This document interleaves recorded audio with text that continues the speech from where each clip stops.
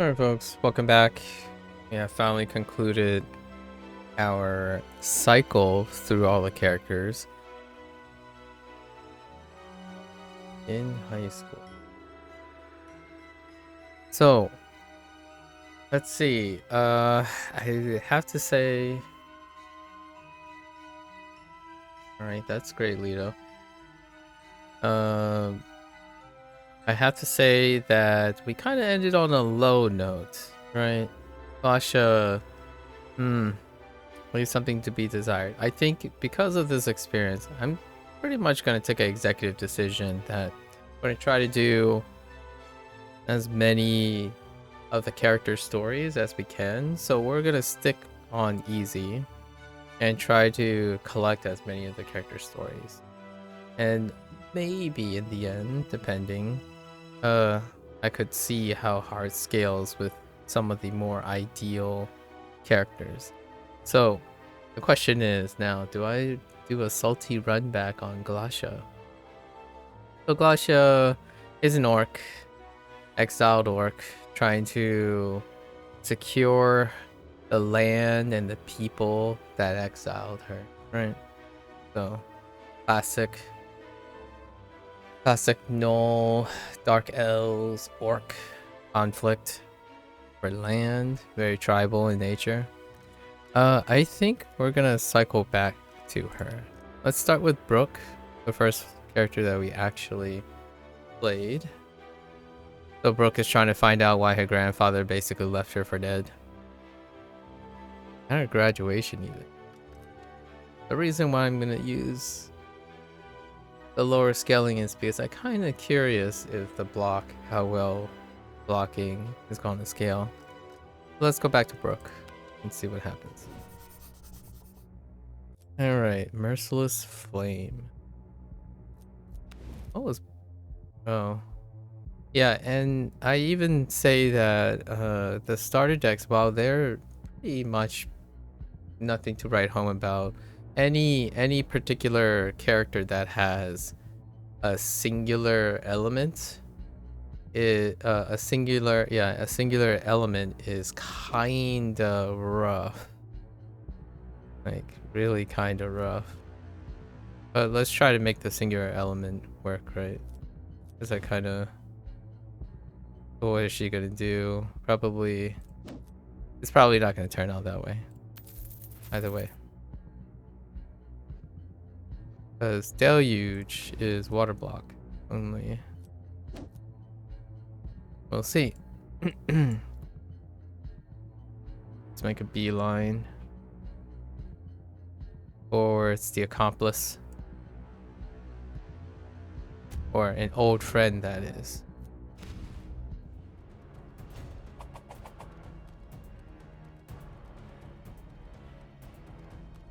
Yeah, incredibly basic is probably the best way I can describe it.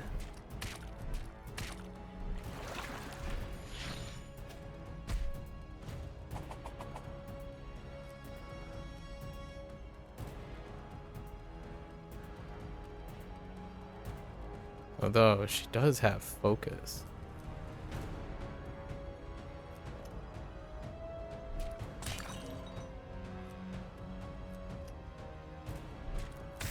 Granted, it doesn't really lean too much on being useful, having to cost 1 so far. Alright. Dark.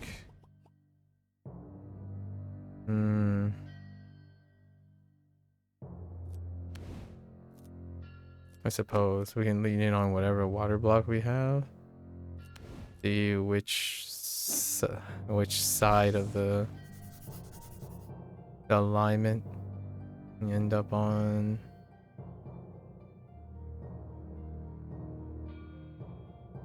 When am I starting learning Chinese today? At the end of stream? Yeah, it's generally at the end of stream. It's Achio. Hello there. Yeah, it's gonna be like...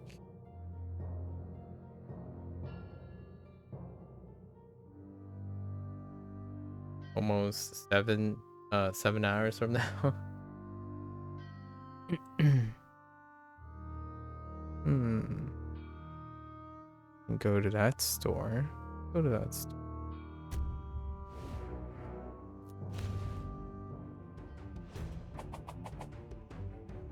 Uh.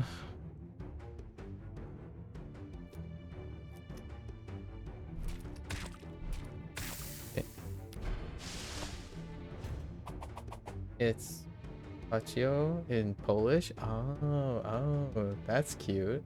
I like it. Yeah. Unfortunately, I haven't really found a way to not the greatest when it comes to the order. I haven't decided to flip the order at all yet.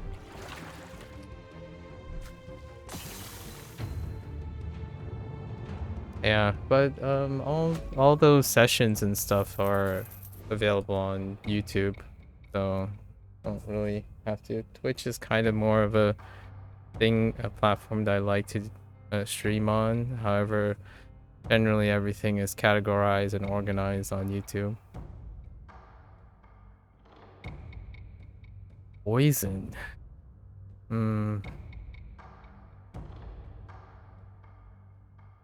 I guess we just go dark. Nah, poison is let's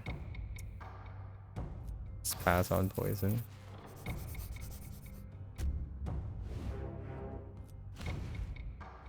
So are you learning Chinese as well, Anchio?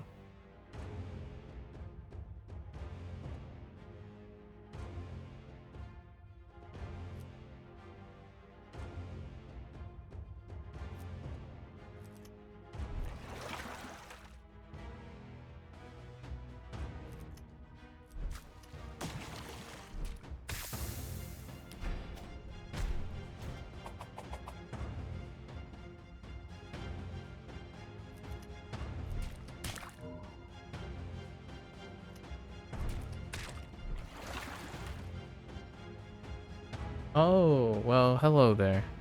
Yeah, this is the part that is omitted. Um Generally ooh, well, happy early anniversary. A Chinese learning anniversary. Yeah, what you call it?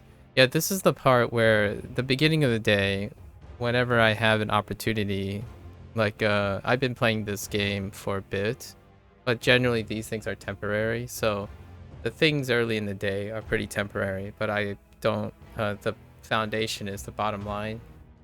I get in my things I started before. So I had a chance to talk with the developer of this game, among others. So that's kind of a way in the future. Which, by the way, here's a fun, interesting thing. One of the features of this game is that the developer, while he's a solo dev and he's been like making this game, I don't know if you're into deck building. As a cultural thing, just like a stereotype. I don't know if you've ever noticed, but Chinese people, including myself by extension, to some extent, really like these type of things. And the thing that this developer, just as a fun trivia, took a gamble on, like he's an indie dev, like he's a solo man trying to get. He actually invested in localizing this game and all the things he wrote through a professional company. So this game is actually, you can actually play this game in Chinese, simplified and traditional, I think. So if you're ever interested in, if you happen to be coincidentally interested in a deck builder, maybe like something that's kind of along these lines, you can actually practice your Chinese. It's in simplified and traditional. Yeah, it was a gamble the developer took in investing localization as a launch.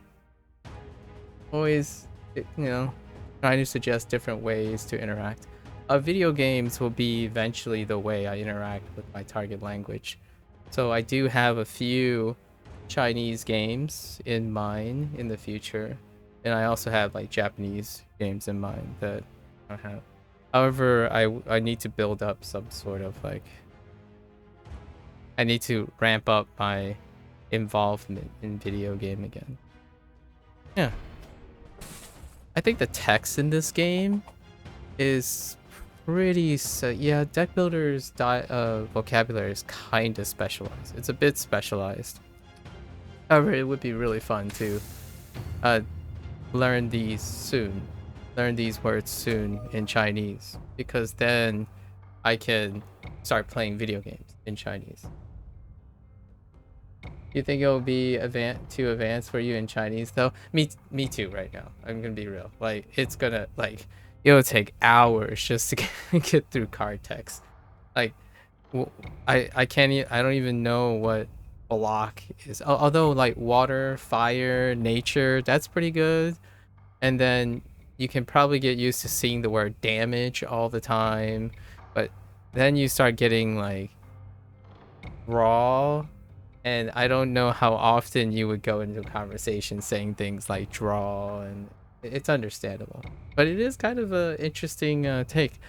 The games I have in mind, like the Chinese and Japanese games that I have in mind, they're all like storytelling games with dialogue, and like slice of life situations.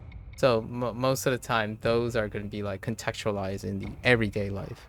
There are quite a lot of them. I don't know if you've been considering, after a year of study, to engage in like a more interactive approach to your target language if you're not already having conversations with other people and whatnot. It's kind of a nice place. If there's any great time now these days, I think most of the time localizations are a pretty common aspect of larger game production and even smaller game production, especially text-based story interactive games.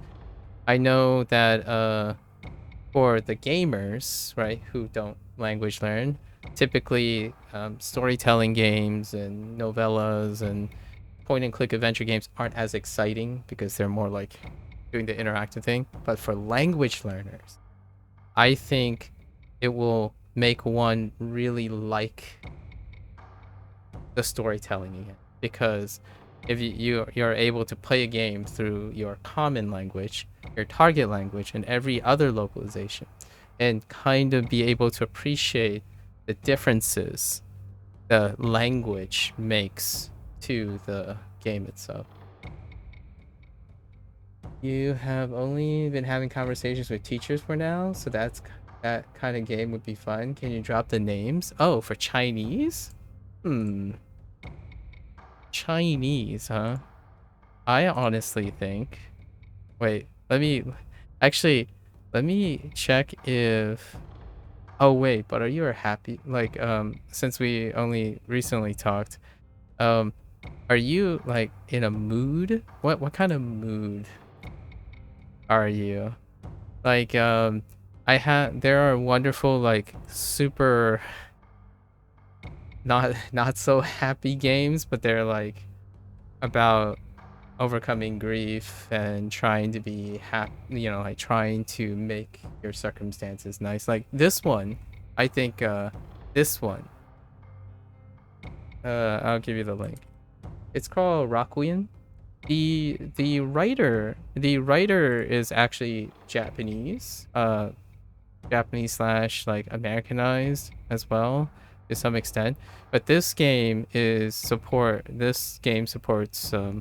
simplified Chinese.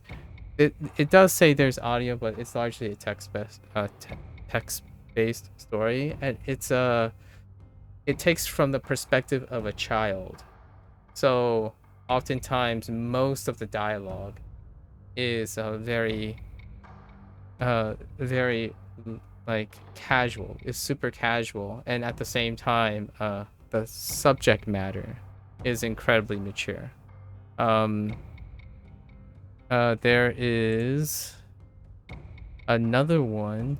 These are like very, very popular storytelling games in their times. Actually, a more recent one.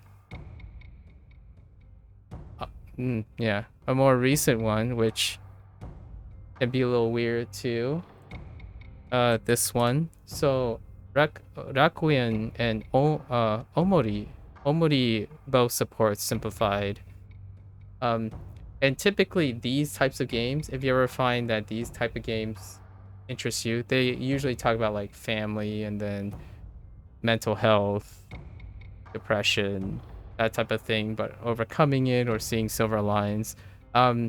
If they're either Japanese, oftentimes they're Japanese of nature, but the three target regions for all of these games is English, Japanese, and Chinese. And then follow up with Korean. So if you ever find any of these interesting, I'd probably wait for a sale or something. They go on sale quite a lot. Any of these types of games, they tend to have very grounded conversations. Like there's no crazy supernatural things. Sometimes there might be like an element of mystery and whatnot. However, a lot of times the dialogue is very straightforward. And then I don't think Freebird games. Let me see if Freebird.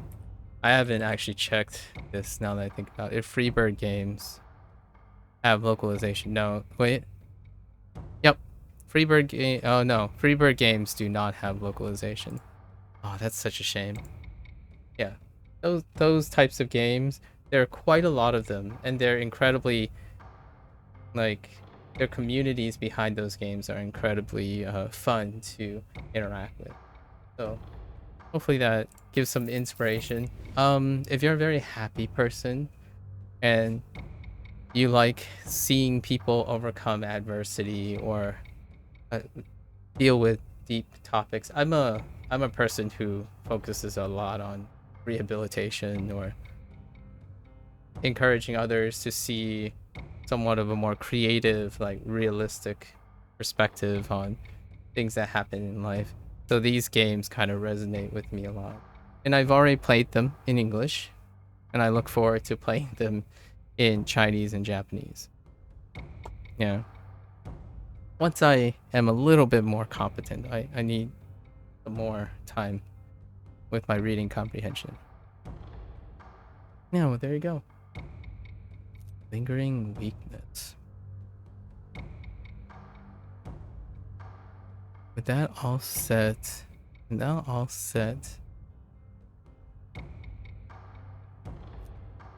does endurance work? It just increases raw.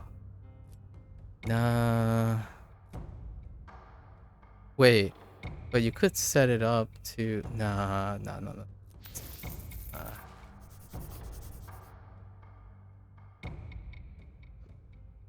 It goes without saying, I'm an incredibly big fan of indie things and very niche type of scene.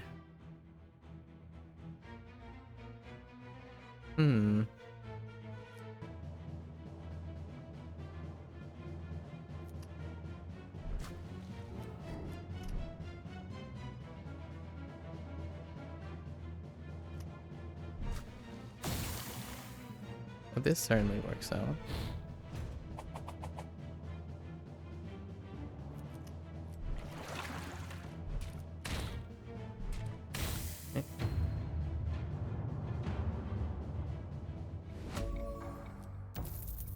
Okay.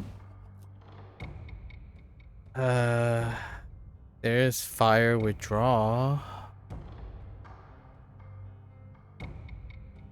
No. We're gonna see how selective we can be. A second deluge though. And a frozen scale. Ooh. We'll buy early. Since we're on the low end. Doing story things. Story things.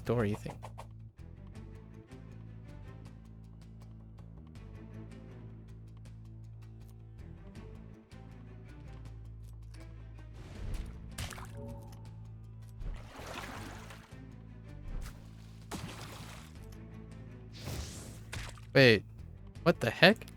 Oh, I thought that dealt more. Okay. Sure.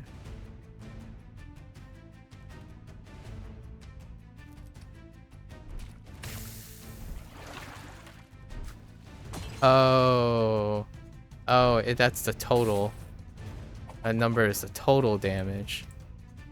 It's not two separate numbers like the other ones. Okay, fair enough.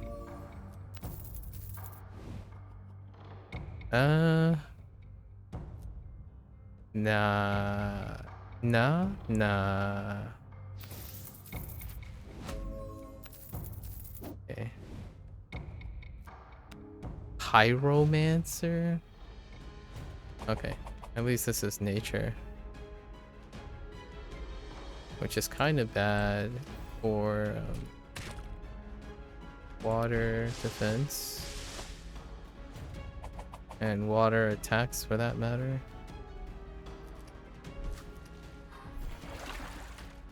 That's enough, right? Okay.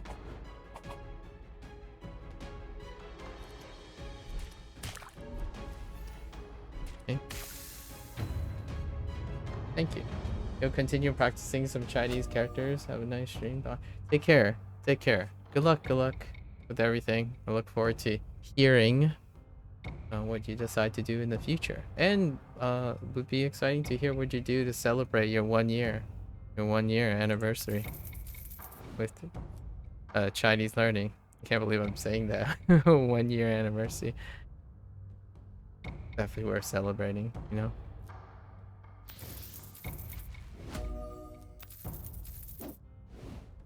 Okay. Oh, it's just giving me fire stuff? Why are you giving me fire stuff? Oh, that's unfortunate. Oh, that's probably poison now that I think about it.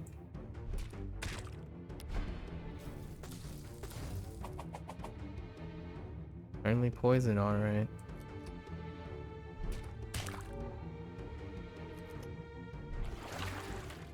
That's gonna hurt.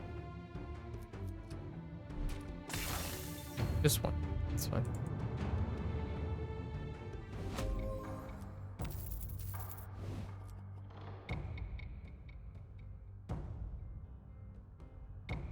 I probably take double stuff, right? Yeah, I'm gonna take double stuff for interrupt. Major vulnerability bomb? I guess. That's pretty nice. Alright.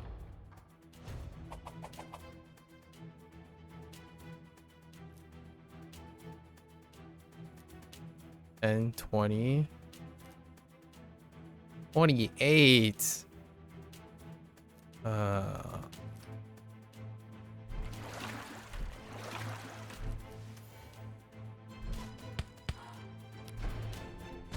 It's fine.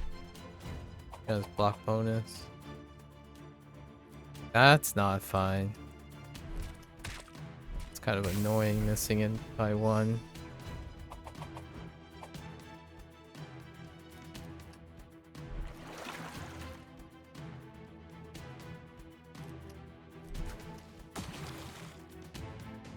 That's awkward. Oh, wait. Oh, Deluge actually combos. I forgot. It gets +7. Can I get more? No, that doesn't work with that. For each attack already played this turn, reposition.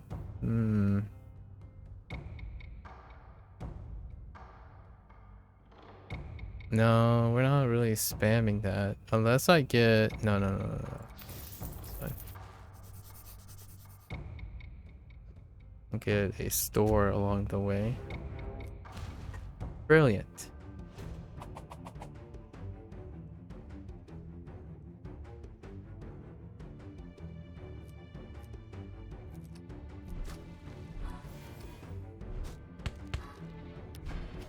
We have focus, so that is kind of nice to have for any attack. Maybe we can get another focus. Come on, Brooke. Sometimes lucky.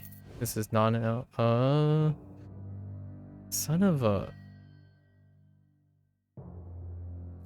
Fine. We're playing conservatively. Geyser. Honestly, I might grab the reposition at this point. Okay. I'll grab some direct damage in case. It's very limited on an untrustworthy source. I forgot how this starts. You've never felt completely at ease around Greg, but he's known your grandfather since before you were born. He'll know something. Little Brooke, is that you? I don't think I've seen you here without your master before. You don't trust the smile he flashes you, or the way his guard adjusts their weapons. Where is he, Craig? I know he was headed this way. Your master? He was here a few days ago, asking about some sorceress. Then he headed west. Why? Did you two have a falling out? You noticed Craig moving closer, his sinister grin growing by the second. Whenever you were here before, you were under your master's protection. Now you're all alone. Suddenly the guard rushed towards him. Treacherous Craig. Treacherous. Very treacherous, my friends.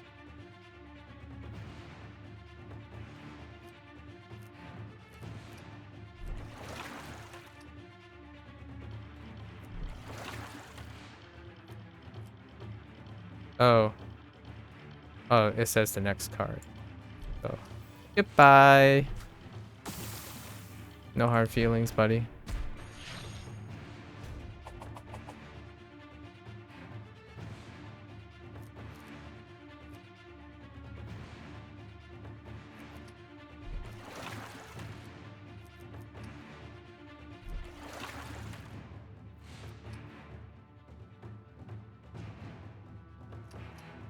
Oh, that's yeah, it's 21. Yep.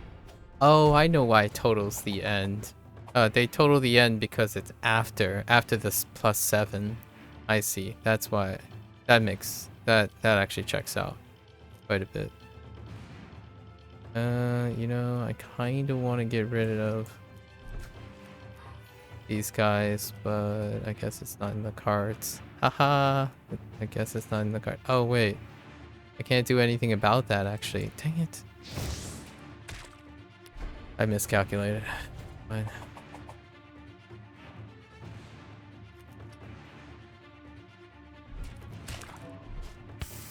It's not in the cards.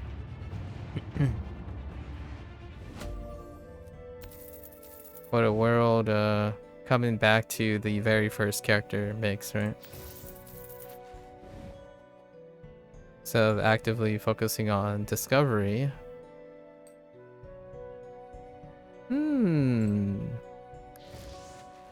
We are so comfortable now.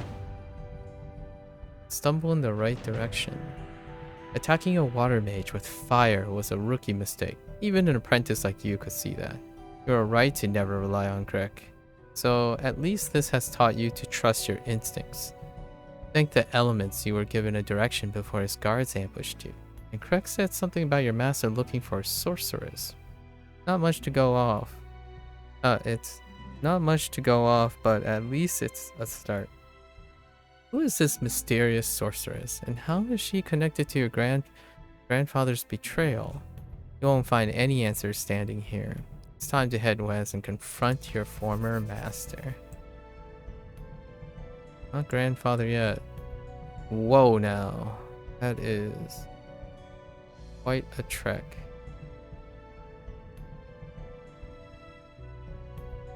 We're gonna have to go through Alex. Make a beeline. We're just gonna wish him free. I'm done with genies. Yesterday I was so triggered by that one curse basically destroying any hopes of getting like that other genie, the mischievous genie. There you go. Go free. Oh, thanks. Thanks for the more fire blessing that's irrelevant. Thank you. Oh no. Good thing we have good old reliable. Oh, actually that's 17.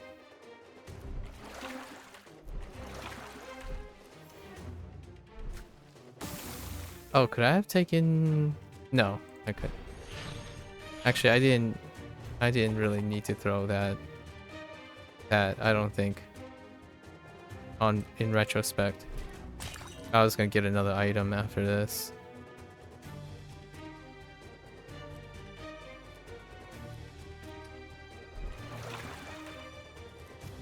Huh.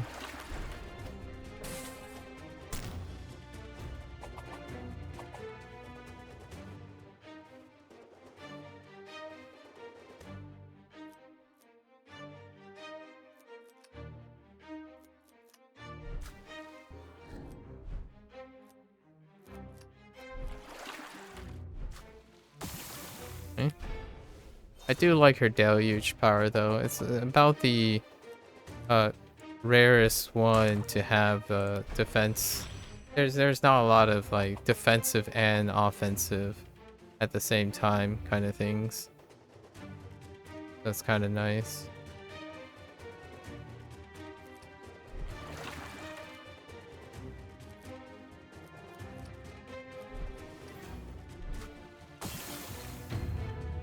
Like scaling defensive, offensive.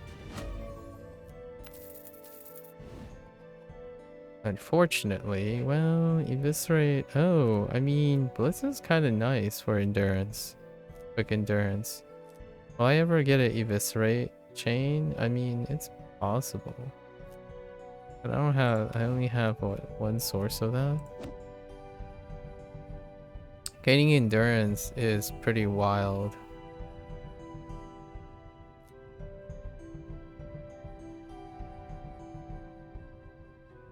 This is too costly. Let's take Blitz.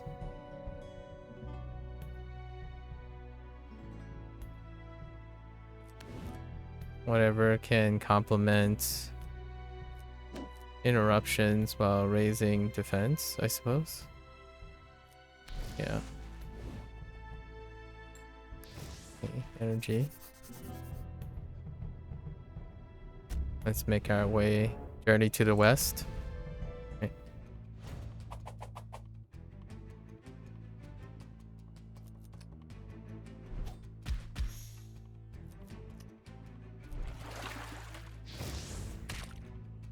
Okay.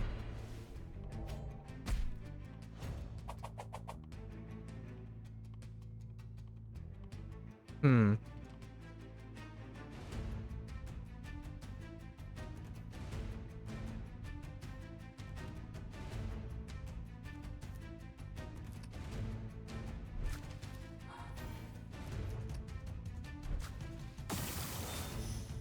Okay.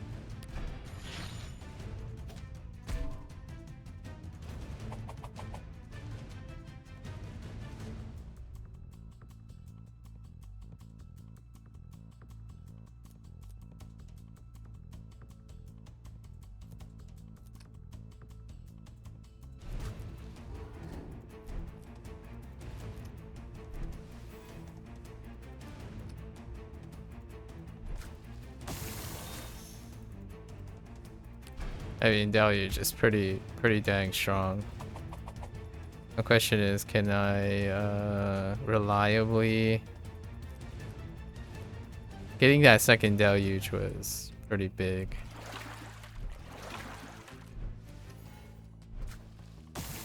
Just easily one of the most single useful utilities, but Greedy Grasp. That might be great. Man, warm up curl. Greedy Grass is pretty okay. To fix, do some fixing, some hand fixing. Mulligan would be more ideal.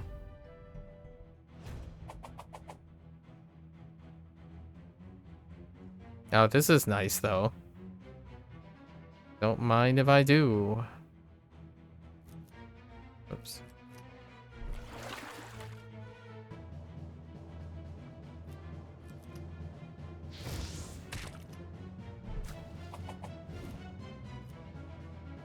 Oh, that is unfortunate.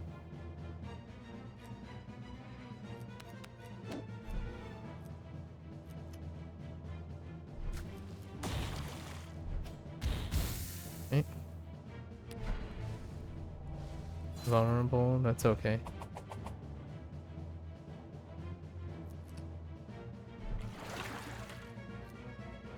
One more. Okay.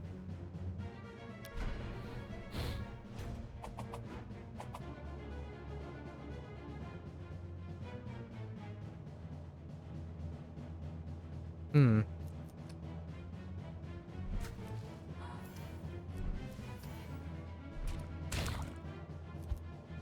Oh.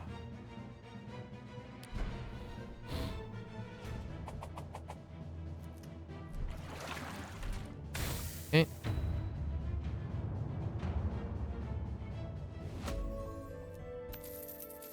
More fire things, unfortunately. Okay. Ooh, don't mind if I do. Let's put 20 on that deluge. Yeah, we're gonna have to choose, right? What is all these fire things? Oh, but I could wait. Hold.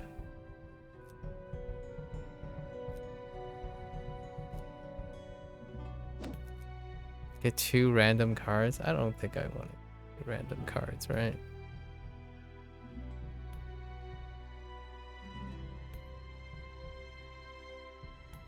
Nah, we're just gonna take the wealth. We're fine.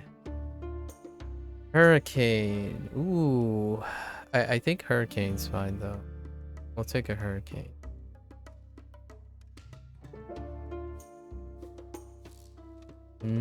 There's some saucy stuff. Ooh. There's also some more saucy stuff.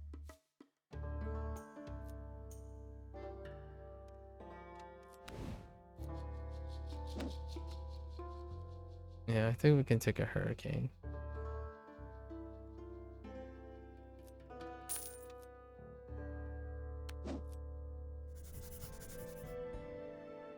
Yeah, sure.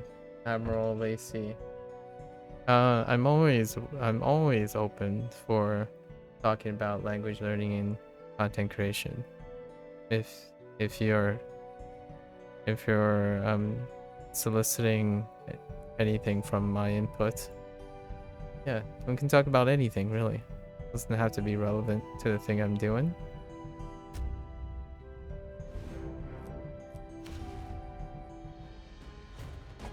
In fact, we can make it about it.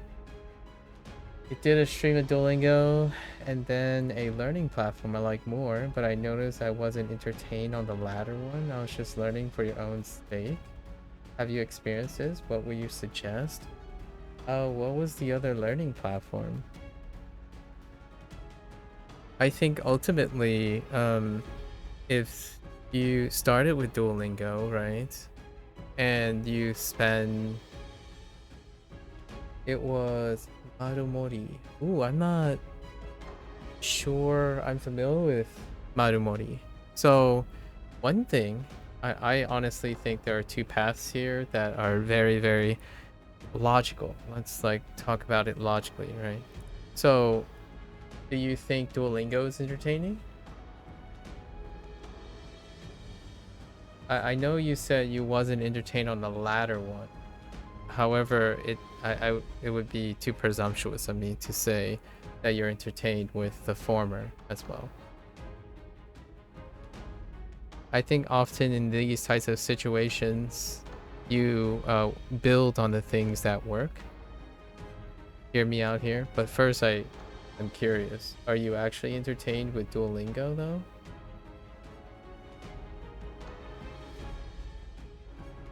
I don't like Duolingo personally, but I was being entertaining on stream. Oh, okay. So you're talking about the perspective of your content creation. I see. The latter one was helpful and engaging to me, but the viewers left. Interesting. It was helpful and engaging. Oh, and then you're saying you weren't entertaining. I see. Since you're talking about the interface of content creation and language learning, as in from the perspective of drawing in viewership, oftentimes the more approachable, like I would say finding something that has a greater reach is probably going to be at odds with your entertainment. Ideally, you can find something that elicits more entertaining. So since something already works, right, for your entertainment purposes, maybe not so much your language learning purposes, are you able to identify what makes you more entertaining on Duolingo than on the latter platform? As in, like, outside of your own self-interest for language learning, I suppose. Because the latter platform, you clearly like it more for your personal language learning. And then Duolingo, you don't like personally. So what is it about the Duolingo platform that makes you more entertaining compared to the latter one? And is it possible to lift what makes you entertaining with Duolingo to the latter platform? That's probably the first questions I would ask myself. Obviously, I'm not giving any answers because I don't. We just met, right? So, I haven't observed any of these things. The idea is, since you already know if you think you're entertaining, right, or you're getting feedback that you're entertaining for one platform and not the other, you can be creative enough to try to isolate whatever that is and then combine them yourself. So bring the entertainment level things of whatever you're doing in Duolingo and bring it to your new platform. Now there is a really big thing you can't control in this situation. The audience for Duolingo and the audience for whatever your other platform is, Marumori, you have to also characterize the viewer community of that. Duolingo's community is well desperate and isolated on its own island compared to others. And then others are in their really closed, gated community. So, like, for example, if you do an Anki stream, to be entertaining to Anki viewers or people who use Anki would require a dramatic different approach than people who use Duolingo. Like, I speak incredibly much more casually and focus on like well-being and maintenance and like slice of life, balancing life and work kind of situations with Duolingo, because those people who like Duolingo or enjoy using the platform tend to have different interests. Your latter platform seems like you were doing kanji, might seem like more of a closed group, and they tend to probably be smaller in nature compared. Most things tend to be smaller than Duolingo, so there's probably they're more specialized group, and that you can't control. So one thing you can control is take whatever seems to make you more entertaining based on what you're saying and introducing it to Anki. So like if I were to, or like whatever platform, sorry, I always use Anki because that's usually the thing that's being compared. Like, for example, if I would start an Anki stream, I would bring all the elements that I do on Duolingo to my Anki. To me, that also combines for my language learning personally, that combines the pros of two things, not just one thing. So they're not separate things. So when one is not entertaining and the other one is entertaining, I smash them together. I somehow bring the two together. So whenever someone comes to me and say they hate Duolingo or they don't like Duolingo personally, I can talk about Anki while using Duolingo. Like, oh hey, you know what? I probably add this thing to my Anki deck. Or like if I theoretically, like I don't even have to be using Anki. I could talk about flashcards all day. Like, oh, it would be interesting. It sounds like it's sort of a learned skill to be able to do this effectively. It is. Since you're a content creator, right? Or you want to choose the path of the content creator. Adaptive, like scouting information on your target audience will become often, in my opinion, should naturally be a basic or foundational interpersonal skill when you're being a public figure. You have to understand your audience and the intersection of your own personal interest. Now, for me, whether the viewers leave or not, my content is not dependent on it. So I make whatever I'm doing the most interesting thing to that I can make it appealing. So if someone says they hate Duolingo and they love Wanikani, I learned enough about Wanikani to draw parallelisms between Duolingo and Wanikani. So when someone says, oh, I've been doing this in Wanikani, say, oh yeah, that's great. You know what? I think if I turn this and I think of it this way in Duolingo, we can like talk about it. So the idea is you become relatable even if you don't use that platform. Unfortunately, this is a double standard. Duolingo has a bigger population and it's filled with a wider range of users than a specialized app. So I think the closest thing to Marumori, if you're learning kanji, is probably Wanikani.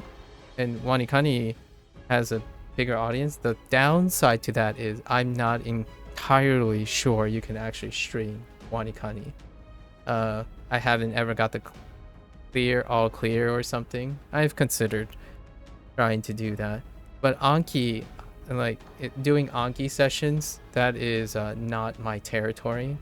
I have a conflict of interest with the consistent audience type in Anki. So for me, you also have to be able to express and communicate your interest. And the more you feel like you're focusing on your own interests, the likely case that you're probably going to have conflict of interest with your viewership. So the idea is you practice this back and forth until you find a balance, right? The balance between your target audience's community, which may or may not resonate with you at first, and over time you can possibly develop your own thing. For myself, since I do this voluntarily, the basis of everything I do is generosity.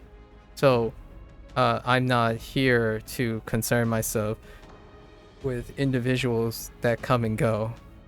I usually invest in whoever's here, and my goal is largely to carve out a community of my own, one viewer at a time, I suppose.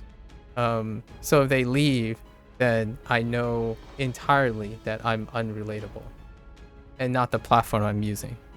So if they left because I changed platforms or I did some sort of irrelevant thing, then those are the individuals that I don't resonate with.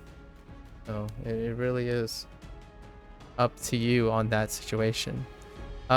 Trend chasing can lead to self-conflict. You often so it's a double edge, right? When you're doing trend chasing, you hope that trends with a community that meets your own profile.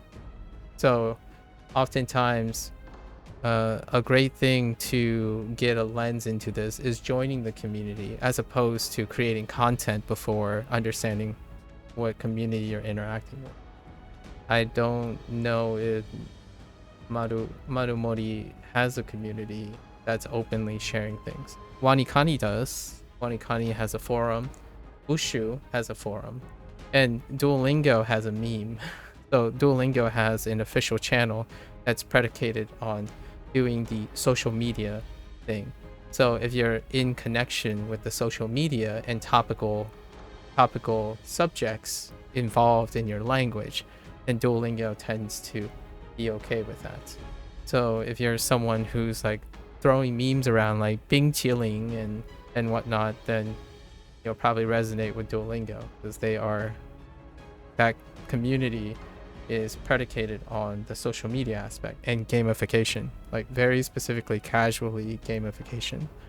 Wanikani is probably a little bit more hardcore-ish, and however they have forums too.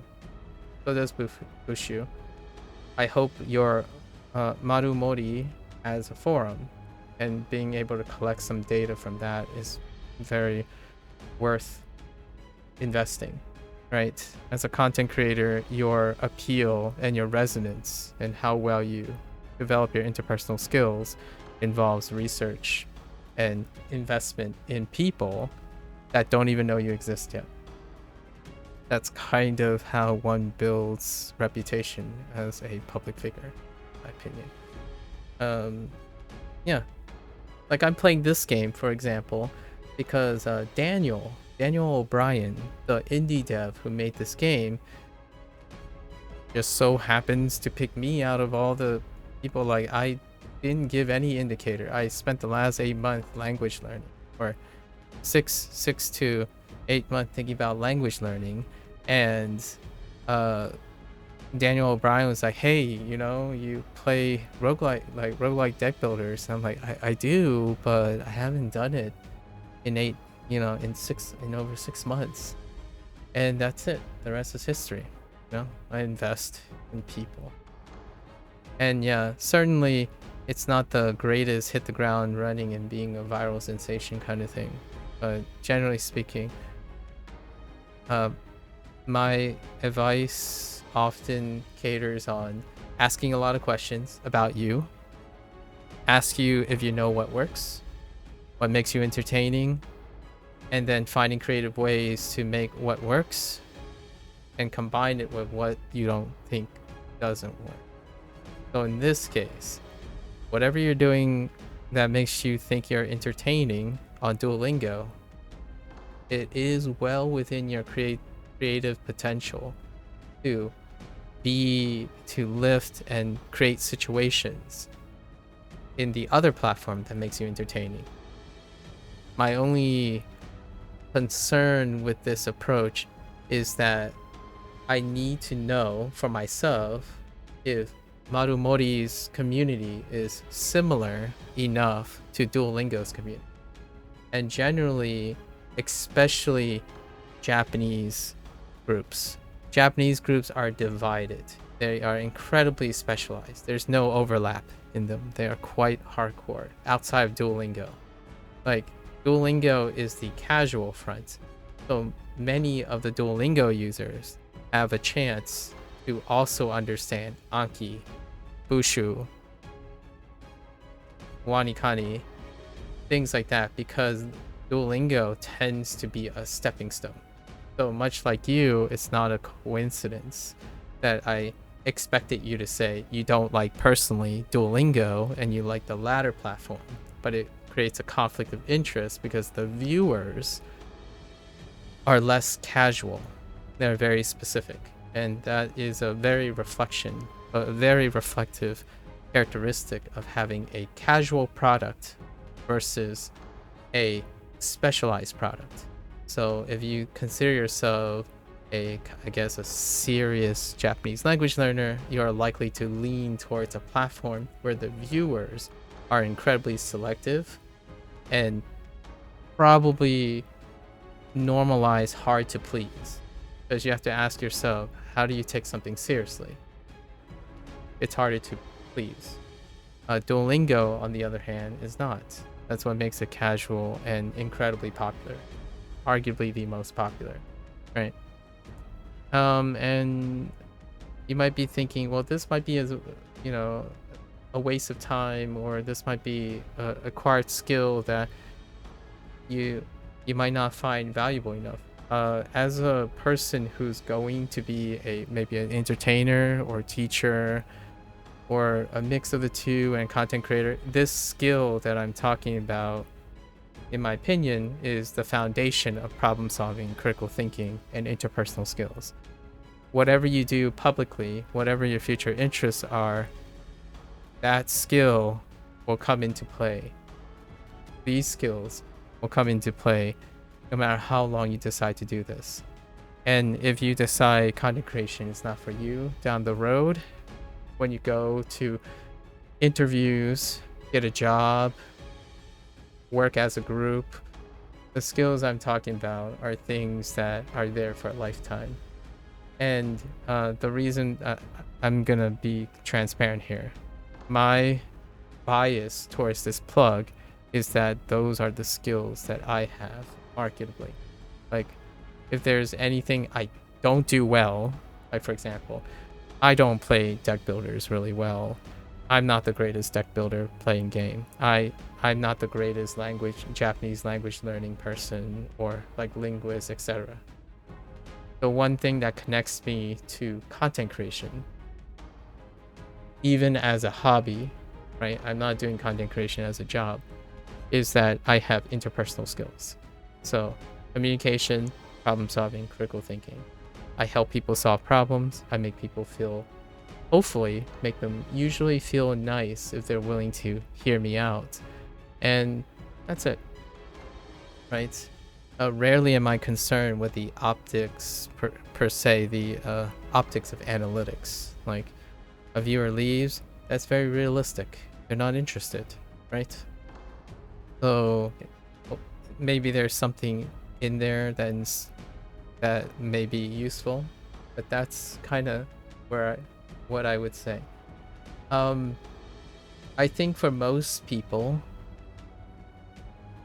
having someone encourage you to be creative and bringing things together is probably fantastic. Whether that's a YouTuber or someone that inspires you, like, oh yeah, you know what? It would be fun to make memes with Marumori, right? You can learn, like, oh yeah, I'm not naturally entertaining with Duolingo. So what is it about Duolingo that makes me natural in entertaining? You're like, wait, but you know, Marumori doesn't do this. Let me try to do this in Marumori and see if anyone likes it in it, right? Like, if for me, like for example, when I read a really weird sentence in Duolingo, if I used a different platform and they had like natural sentences, for example, I'll say, yeah, this is definitely not like the weird things that I know in Duolingo. It's like, boy howdy. I wouldn't say things like Duolingo would say something weird, right? And you can compare and contrast. And what happens is people use Marimori, I'm guessing, if it's a contrasting thing. Whenever you make a contrast to Duolingo, they'll be like, oh yeah, you're right. That's why I left Duolingo. Or like, oh yeah, you know, that is something you would find Duolingo. And it would be kind of entertaining because it's showing that you are connecting the two things, but you're also taking a perspective where, hey, some of these people might have come from Duolingo, you don't know, that kind of thing. So use all your experiences so it doesn't feel like you're wasting your time, right? Sometimes lots of people feel like keeping things separated, and then it feels bad whenever you're doing something and you're not doing another thing. And if you become creative, you can bring them together. So why am I playing Elemental Exiles, and how do I make a plug for language learning? I talked to the developer of this game because Daniel is a really wonderful person, but this game had a mixed launch. That's the impression I got. However, we did talk about something that's related to language learning, because now everything I do involves language learning. So I noticed that in this game, Daniel as a indie dev, as a solo indie dev, decided I wanted to invest in a full array of languages. So this game supports like 10 languages. And I had to ask him, like, what was your inspiration behind and how did you do it? Like, how did you localize your game to like 10 different languages? It included simplified Chinese and Japanese because everything I do now has to involve language learning. So whenever someone comes in and say, hey, can you ask me about language learning? I can make it about language learning, right? This game supports simplified Chinese and Japanese. So you can actually play this game in Japanese. There are no dialogues, like no audio dialogues. Everything is fully supported. So everything you see, you can. And Daniel said, yeah, he took a gamble and paid a professional company of native speakers to translate everything, and it cost a lot of money. Like, I think he said either 30,000, 40,000 pounds. Oh, it's such a, and I think that is a good selling point in my opinion. If you haven't ever played a deck builder, like you're not familiar with Slay the Spire and all that stuff, this is a great entry point, and I can talk about this game while also telling people that you can use your target language to play this game. You'll learn a lot of specialized words and stuff, but if you like deck building, then you can play new deck builders, even more deck builders. In fact, Chinese and Japanese are very into culturally. I can talk about the cultural impact of deck building for Chinese and Japanese culture. This is a very targeted market. Deck builders tend to have Japanese, Chinese, and English support. Those are very common. Sometimes Korean. If you want a really great Korean one, like for example, I can talk about Korean a bit. Library of Ruina. Library of Ruina is completely voiced in Korean. It's one of the few that are completely voiced in Korean, and all their games after are also Korean. In terms of Japanese, what's the most notable Japanese deck builder? That's a good question. I'll have to come back to you on that one, or like come back to me as in like I'm a rhetoric. However, there are lots of Chinese things like this, so that's kind of the idea. Keep the person engaged, make it relevant, right? Hello there, F-Eyes. Konnichiwa. F-Eyes. Hello.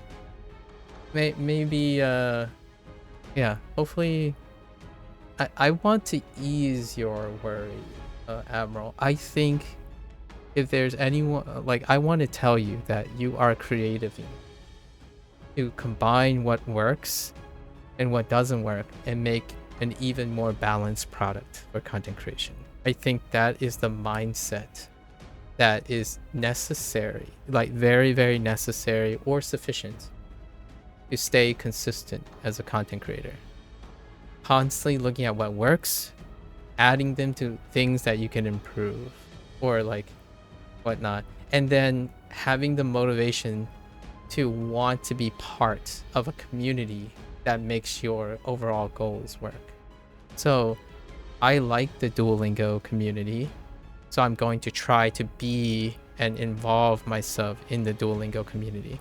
I talk about Spanish or Vanish, and I saw their funny like videos and memes and stuff. I learned all the character names, and that's not to say that I thought that was interesting at first, for example.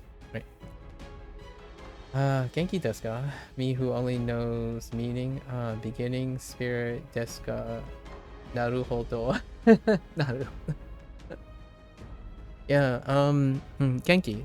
Genki desu. Afai-san wa? How are you? Saikin dou desu ka? Afais. What are you up to? What are you up to? Okay. You should have known it was Genki. No worry. Yeah, we gotta start somewhere, you know? Let me see. Sorry, let me get back to this.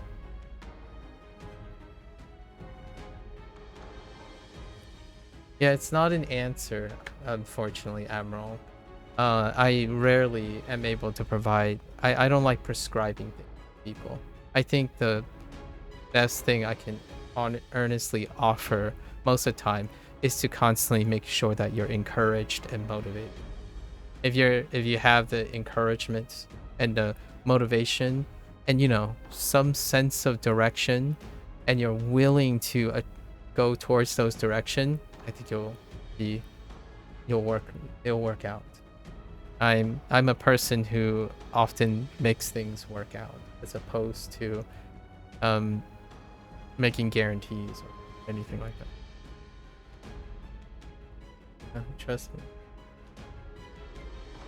You've been procrastinating a lot? Oh, that's fine. Sometimes you need to rest, right? Oh yeah, that's right. You go back to school tomorrow. I'm looking forward to it. And remember, Afis, we can totally learn Chinese together. And since you're gonna be in that Chinese class, I'm looking forward to like going back and forth and talking about what you learn each day. And it'll be fun because that's basically the review, right? So you won't be procrastinating at all every time you talk to me. Oh, you're from the UK too, Admiral? Nice, nice. Okay. Let's get rid of some of these peeps problems. I need to stop you from doing things. I can't stop both of you. I'm just gonna toss this at you.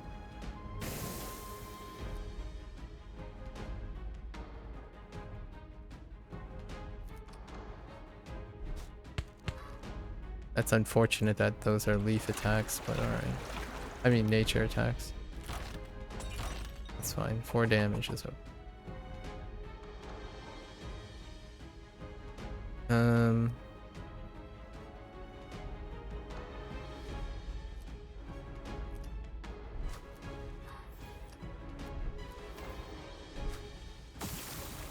Okay.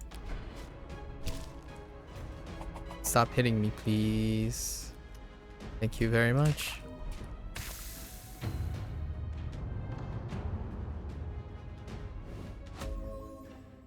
Oh, look at sorry. I love when I see two people randomly chatting up.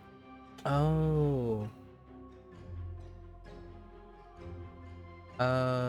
Wait, since both of you are learning Japanese, ooh, that'd be great if you two work together, you know?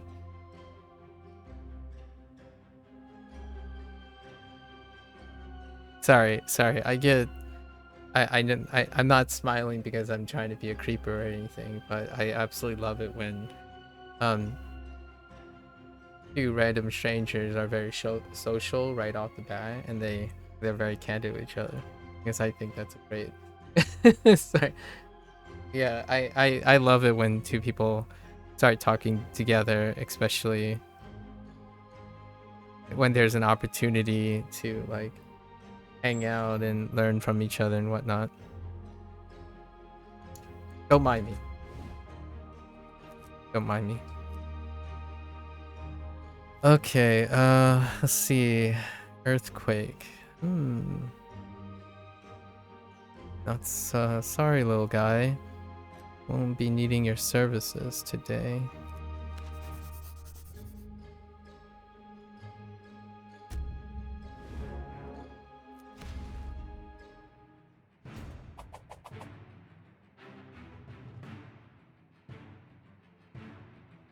Okay.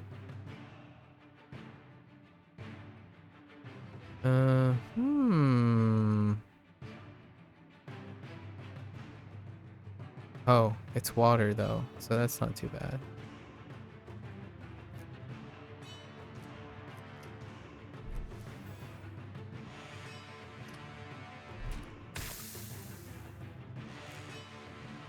$14.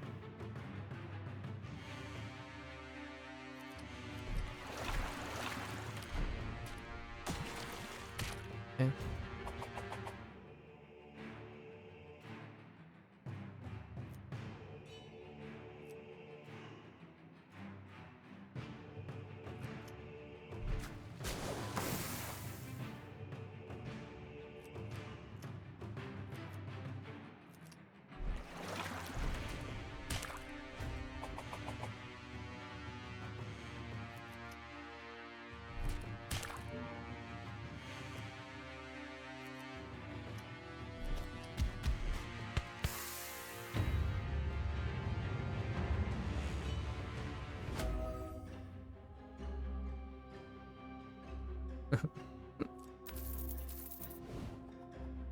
Ooh, another deluge. I'm good. We're set.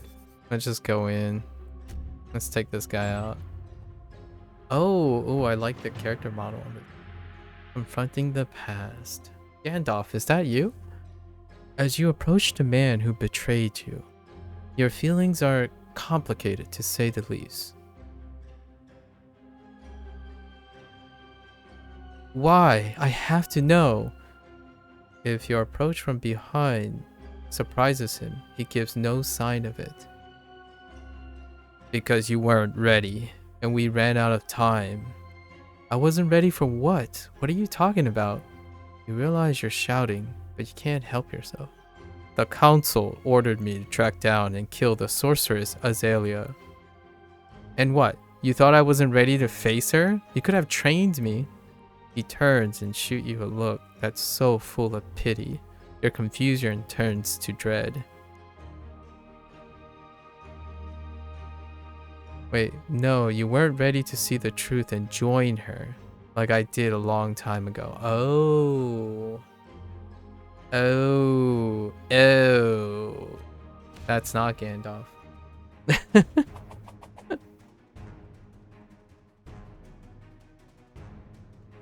Kanji is super fun for me because my brain just like remembering large amount of info and then seeing it out in the wild like, yep, I know what that is. Yeah, that's definitely one way to get around. That's one way to be really in touch with kanji. Like when I see a Pokemon I haven't seen in years and still know its name. Well, I'm certainly looking forward to what become like as you start like putting together the pieces from your kanji knowledge. I see.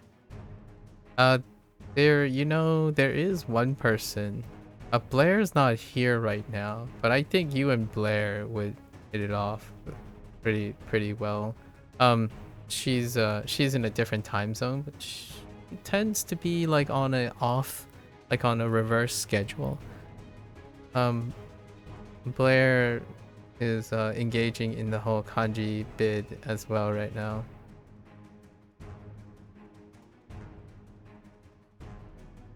Oh, there you go. There you go, Affis. Right? New forms of engagement. You love it. You love it when it happens. How unfortunate the situation I am in. So I guess I'm gonna interrupt you, please. I'm gonna take this 2 energy.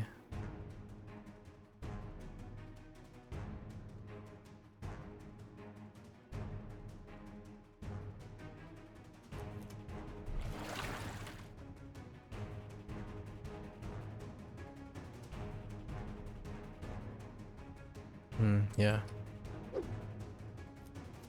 I don't want to just get rid of this guy. I don't have to deal with the counterattack. Okay.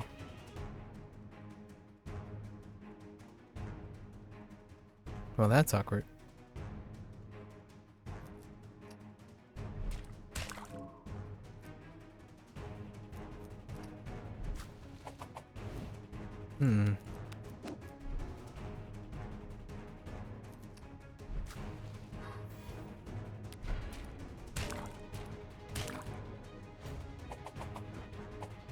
Okay.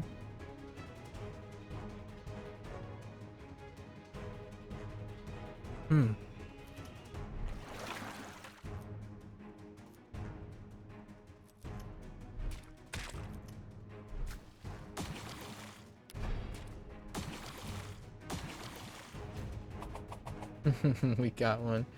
Oh, it's taking the kanji as its kunyomi, for example, saying that. Oh, interesting. They use Roku is mu. Interesting. You know what? I should check this one out. Hold up. You're right. That's a great example. Oh, interesting. Ah, oh, there's a cute little red panda. Red panda on the front page. I see. Oh, this is a nice place. $275 for a lifetime? There's a one-time payment for a lifetime. Sorry, that might seem like a lot. Oh, he uses red panda, a red panda as his mascot. Alright, alright, alright. Sorry. Sorry.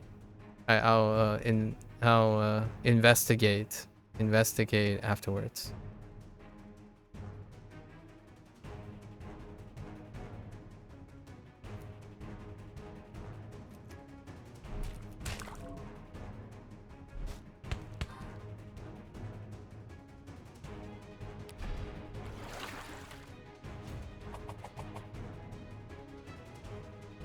Oh boy. Mistakes were made. How much damage she mitigate? 50%? That's kind of a lot.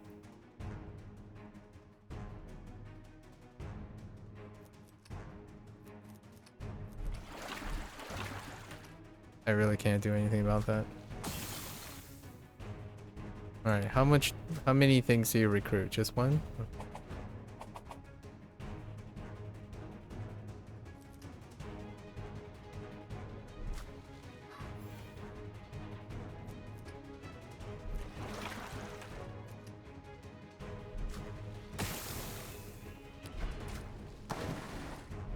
Soak.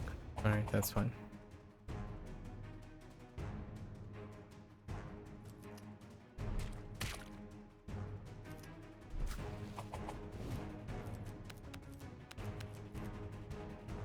Oh, you can select more than one? More than two? That's kind of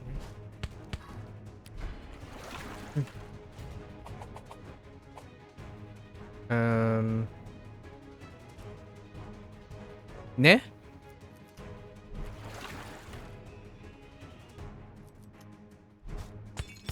Oh. Just kidding. Okay. Alright, can I get another quench? Quench thirst.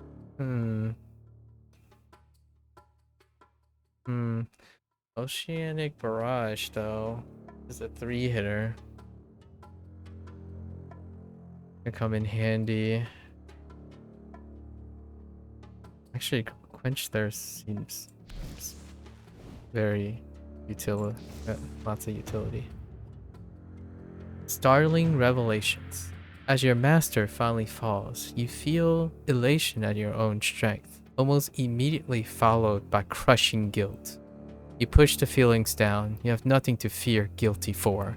He betrayed you, betrayed his oath to the council. You search his robes and find a map. Directions to the sorceress Azalea's last known hiding spot. It looks like your master has done the hard work for you. But there's more. Drawing of a woman you assume must be the sorceress. Some pretty awful poetry, and a short note written on paper so rumpled. It clearly been reread a dozen times. It reads, "Until we meet again, my love." Oh. Was your grandfather's betrayal even more personal than you first thought? Was this a crime of passion? You may have found your motive, but there's still more to discover. It's time you got going. Well, gee. Well, gee.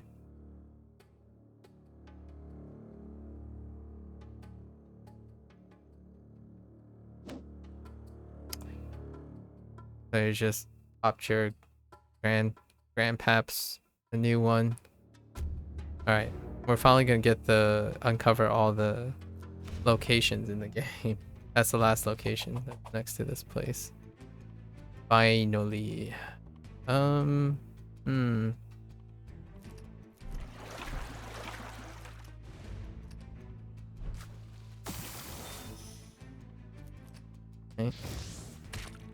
Okay, Brook is reasonably strong when you just get deluge after deluge, right? Oh. Well, unless this happened. That's fine. That's why we carry direct damage.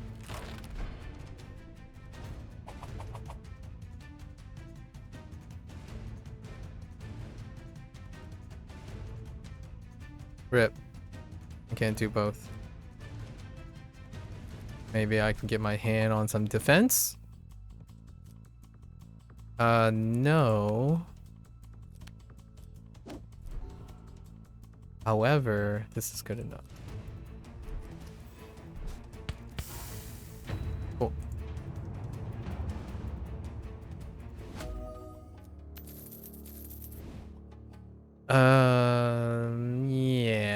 Yeah. We're actually pretty set. Ooh, double D. Wait. Where do be my achievements? Maybe it's after. We'll gain access to that store. Okay. Alright.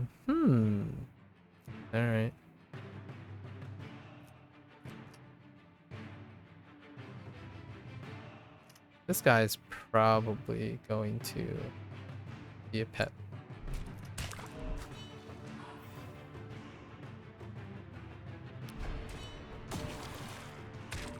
Okay. Weakness for everyone.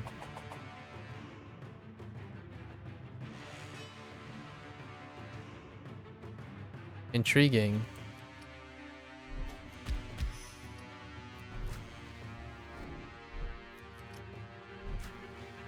Get out of my house. You found a mistake on Marimoni. It says Hito is pronounced Nin rather than Nin. It's pronounced all three. It's also pronounced Hito. So you have 3 reads. So Nin is one of the reads on that character. So is Jin. Nin is the counter for Hito. I mean count for people, sorry. Immediately I said people and Hito. Hito came out of my mouth, but yeah, Nin is the counter read for Hito. Yeah. You know, there you go. Japanese in a nutshell.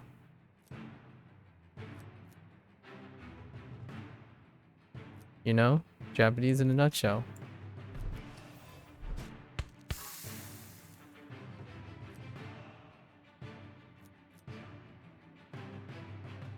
Sure. Yeah.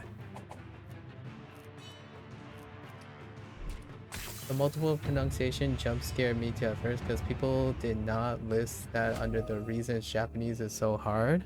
Onyomi and kunyomi? Oh, interesting. They don't, huh? Interesting. Ooh, fortify. I'll take the fortify. Yeah. I could combo that.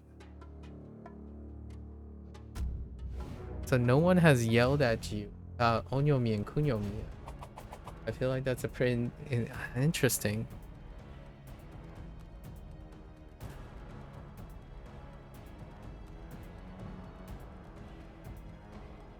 Dang it. What is this hand? Alright, I guess at this rate we're gonna have to take out what we can. I can't even take out what we can. What the heck? Alright. Well, LG. Who am I afraid of? Probably this guy.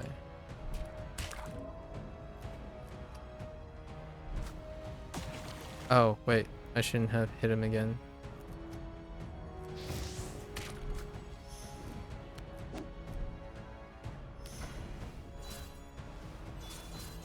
Oh. Okay. Yeah, he's the recruiter.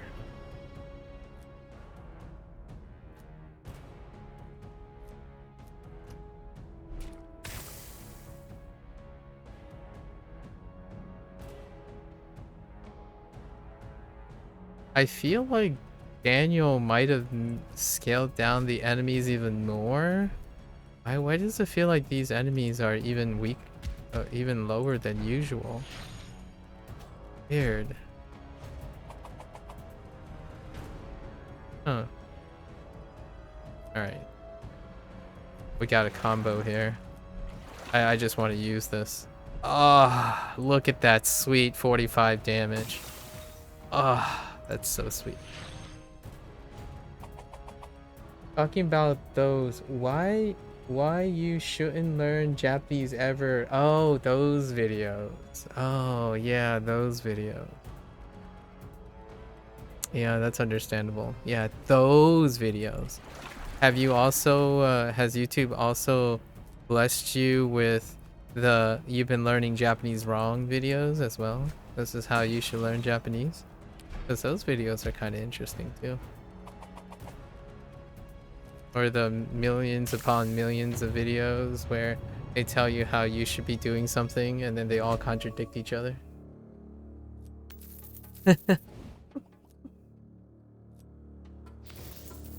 A lot of them contradict each other.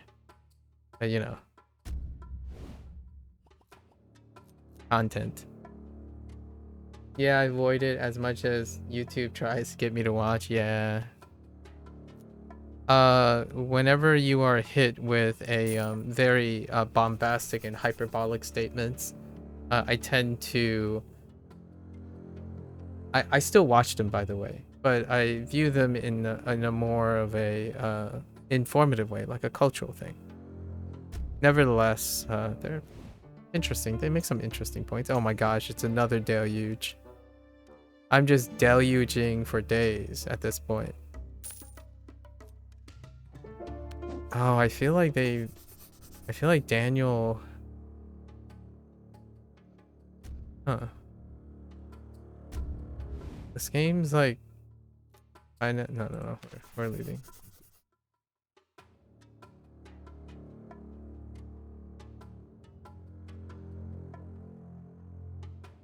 If you're trying to learn something, how about I make you hate your life? Yeah.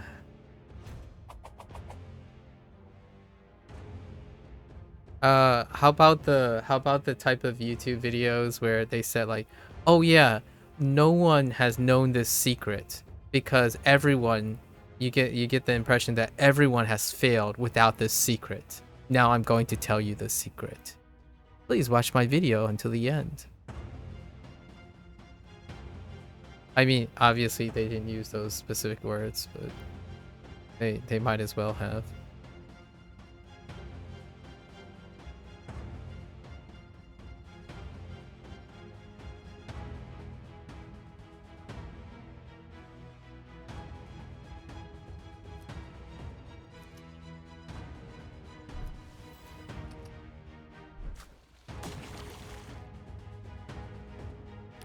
Don't weakness me, please. Okay. Oh, but vulnerable kind of sucked. I wasn't even considering the chances of vulnerable.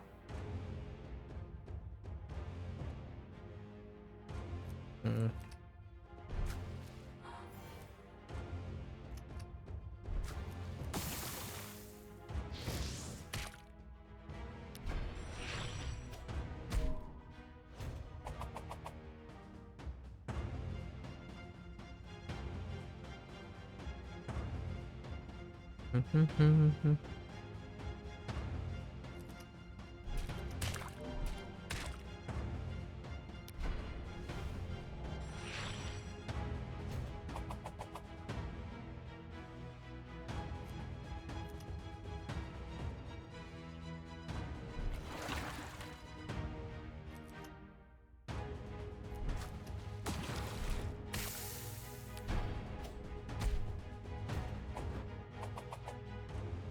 There might have been a silent nerf to these guys.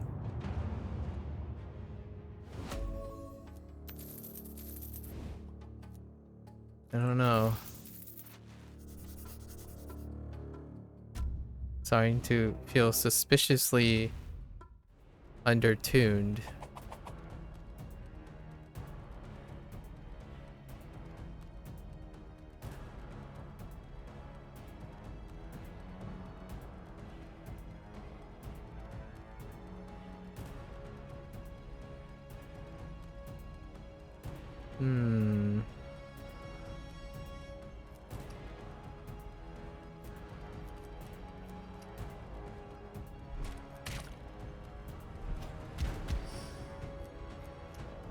Ah, close.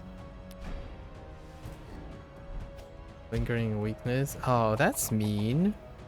That's totally uncalled for, buddy. What the heck?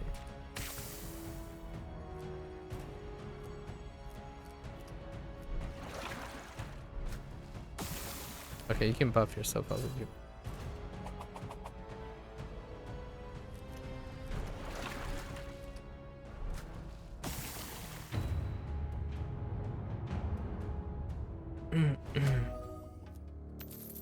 All right.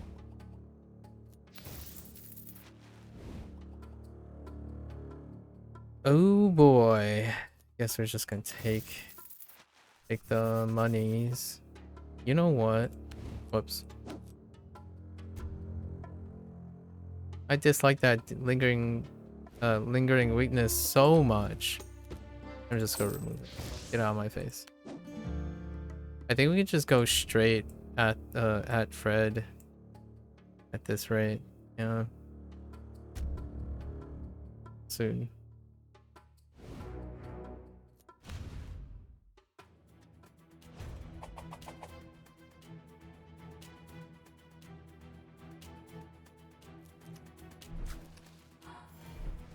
Get out of my face. Aha!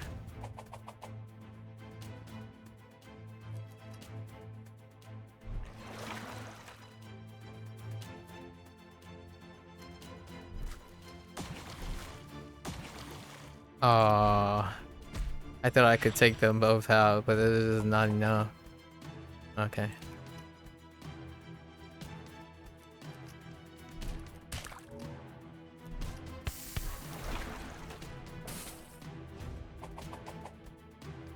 Okay.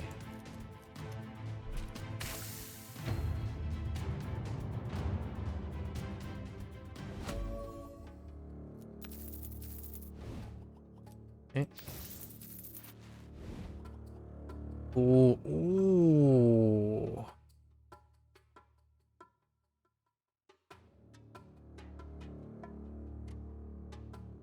You know, having 2 vulnerability pots. No, we're fine. I guess we'll use it in this combat. How close am I to Fred? Actually, I am very not close to Fred. I'm very, very not close to Fred. I guess we're just gonna go in. Oh, hello. A face to match the name. You feel nervous as you catch your first sight of the dark sorceress, Azalea. You can feel her power from where you're hiding. She looks nothing like the drawings you found, proving that although your grandfather was a talented mage, he was not a gifted artist. I'm surprised that the council sent one as young as you to face me. You swallowed your fear and came out from your apparently insufficient hiding spot. They sent my old master Cornelius, but your relationship made things difficult. Azalea lets out a slow, cruel chuckle. Relationship? Oh, he wishes. He had his uses and fed me some valuable information from the council, but I was growing tired of him, and his poems were just horrendous. Power starts to slowly coil around Azalea's hand as she takes a menacing step towards you. So you're the young apprentice he mentioned. I do hope you make this interesting at least. Oh, I'll make it interesting.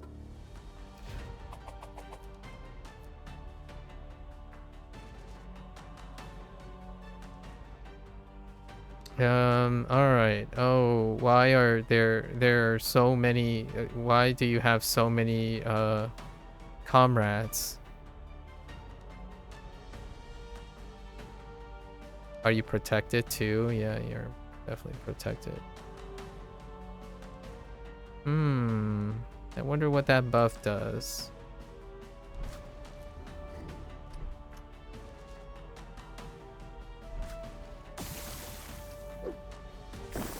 For now, we'll just take this.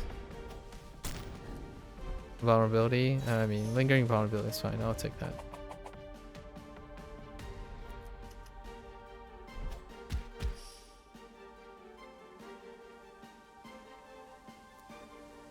Oh, I have endurance.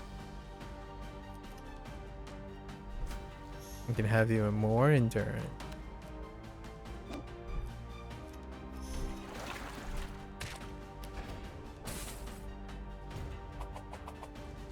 Okay.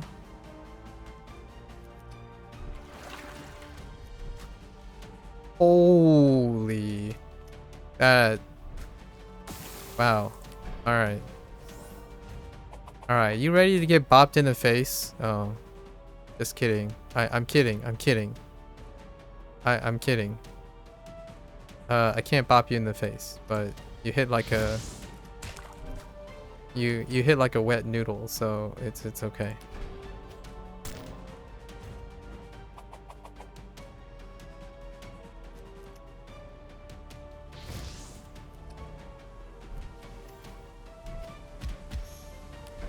Just wait. Just wait. I need an attack. Okay, alright, alright. We're square now. We're square. Oh wait, that doesn't do much. My bad, my bad. Just wait for the next turn. We'll be fine. We'll be fine. Alright, this is a little bit better. Hold on to this for me. Okay.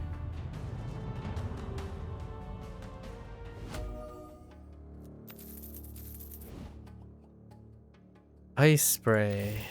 Okay.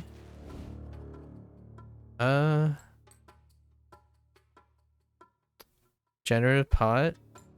I mean, yeah. I have so much cash. A mighty opponent. As a dark sorceress falls, you breathe a sigh of relief. You've grown even stronger than you thought. After a brief rest to catch your breath, you start to gather up her things. The council will want proof that you finished what your old master couldn't. A familiar and ominous seal on a letter catches your eye. The ancient mark of the Demon Lord. After years of studying, you've recognized it anywhere. The letter is a notice that a ritual for the Demon Lord will be enacted in only a few days, and you now have an invitation to attend. Reporting to the council will have to wait. You're not an apprentice anymore, and if a new Demon Lord has risen, it's your duty to stop them. That seems a little suspiciously sussy.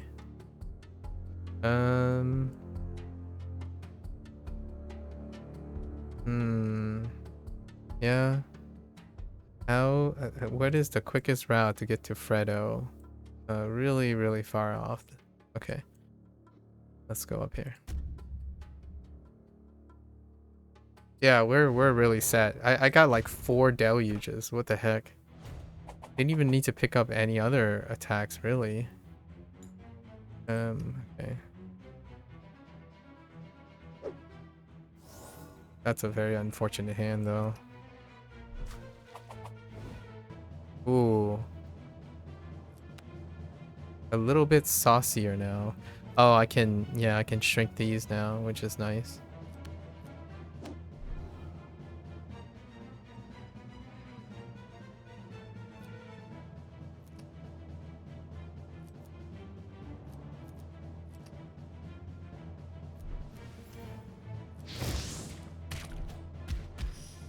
Okay. They're fire, so what the heck is this hand? Alright.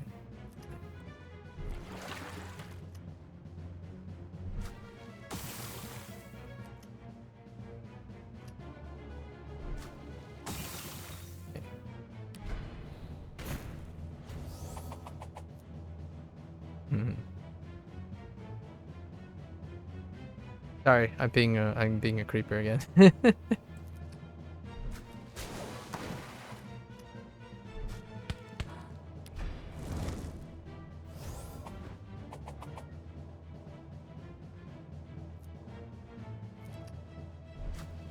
You know, the ice hurricane didn't really work out that well, huh? Alright. Yeah, I feel like Brooke's encounter has scaled down quite a lot. What the heck? Bide?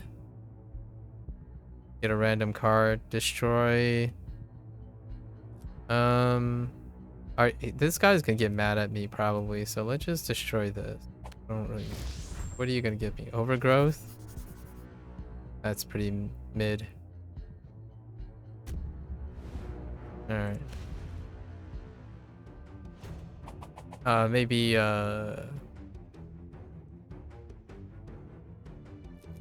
yeah, definitely, maybe...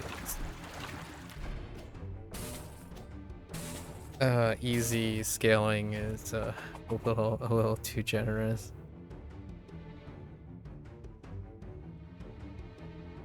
Ooh, hold. Oh man. Wait. How about I do it this way? Oh man. That was close.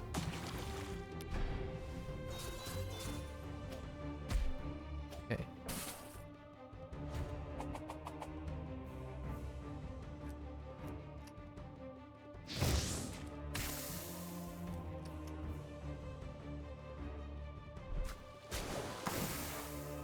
Okay.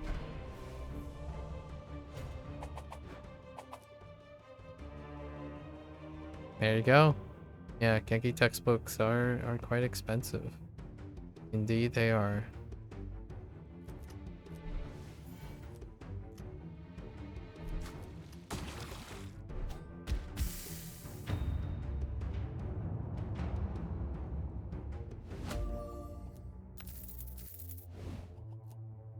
Oh my gosh, another deluge. Wait, how many deluges do I have? I'm pretty sure I have 3.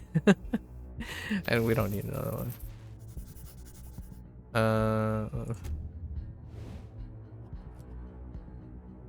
Gain sundering. That's okay. Then health back? Yeah, sure. Okay. We have 3 battles left, so let's go pick up some blessings. Shall we? Shall we? Okay. Default energy, yes. Yes, please. Nothing there. Alright. Yeah, this was straightforward. This was definitely straightforward. Broke is pretty OP when you land on those things. Oh my gosh, can I double? Probably not. But I'll get the second double. Thank you. Thank you much. This is major vulnerability, right? I'm pretty sure this is. Water damage. Yes. Thank you much. Yeah, I think we're set. It's all good. Sorry, Fred. No hard feelings. Brooke is on a mission. I just want to see the, we gotta see the conclusion to... Oh, hey. +1 to default hand. Nice.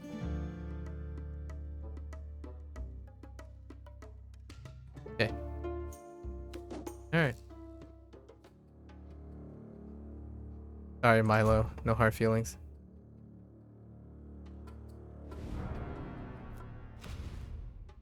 He's kind of cute, though.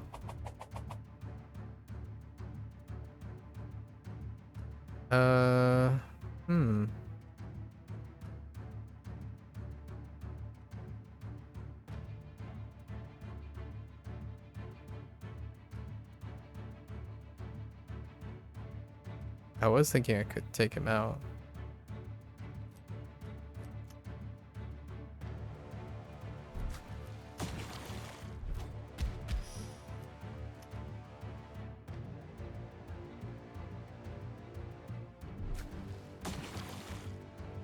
Oh, I forgot to use Fortify.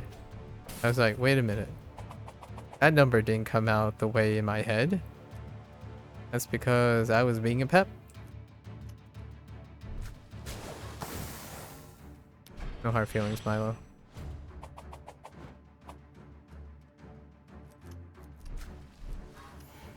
Okay. I wonder how much I can How much? I'm curious if I can OTK like one hit. Like not even one turn kill, like one hit. One punch, Fred. Probably not. It would have to align pretty well. Okay.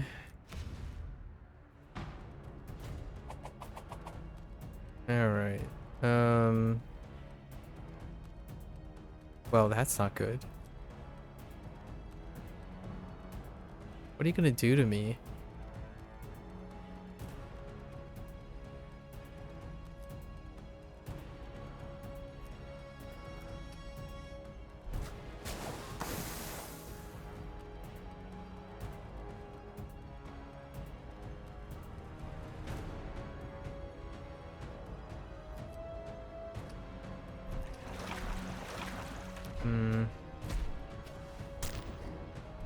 Okay, bleed is okay.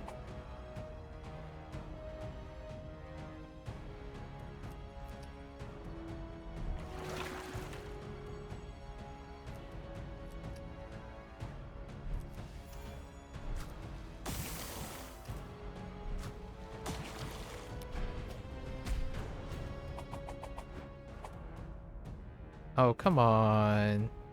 I was looking for the other thing. The heckin' bleed. Alright.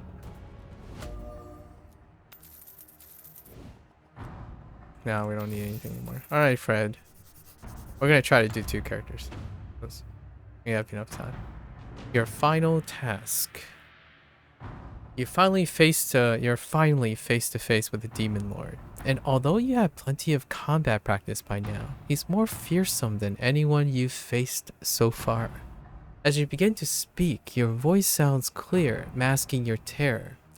I'm here to stop you. I'm here to stop you becoming more powerful than you already are. I'll die before I let you lure others to join your cause. He tilts his head, and you can't decipher the look on his face. My cause?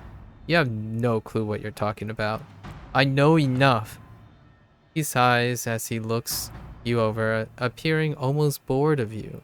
But you won't let him underestimate you. You've been waiting for this moment. It's now or never. Poor Fred. Maybe he doesn't even know what's going on. Fred the Demon Lord. Okay, so let's think about this. Right off the bat, we're just gonna do this, right? We're gonna do this. We are gonna go, right? And we're gonna do this, which makes us do 50. And then we're gonna do this again, which makes it does 64 or 96. Oh, because he's vulnerable. All right. Good talk, Fred.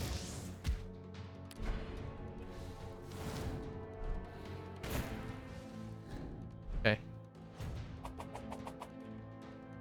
And then we're gonna finish up. Oh, we could have done way more damage, because this would have been 38, 48, double that. Oh, we could have OTK'd Fred. Oh, he did make it easier. Oh my gosh, easy got scaled down even further. Daniel definitely changed this up. It was only 15%. Now it's he used to have I'm pretty sure he used to have 275 HP. Oh no, maybe not. Yeah, so this would be what? Let's calculate what it would have been. So it would have been 142. No, 100 and yeah, 142 plus the vulnerability. Vulnerability would have been 50%, right? 142 plus 71 is 200 and no, we were shy. Just a wee bit shy. Oh, and plus 3, yeah, we were a wee bit shy in OTKing. OTKing Fred. Just a wee bit shy. I'm pretty sure Daniel lowered this, like made the easy mode easier. It's got either that or it's my imagination, because this definitely seems, I could have sworn he had more HP than that.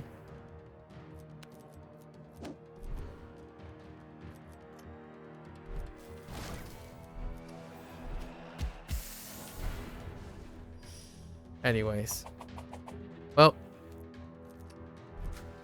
Brooke has made it. Alright. Let's see the conclusion of Brooke. What does Brooke decide to do? Okay.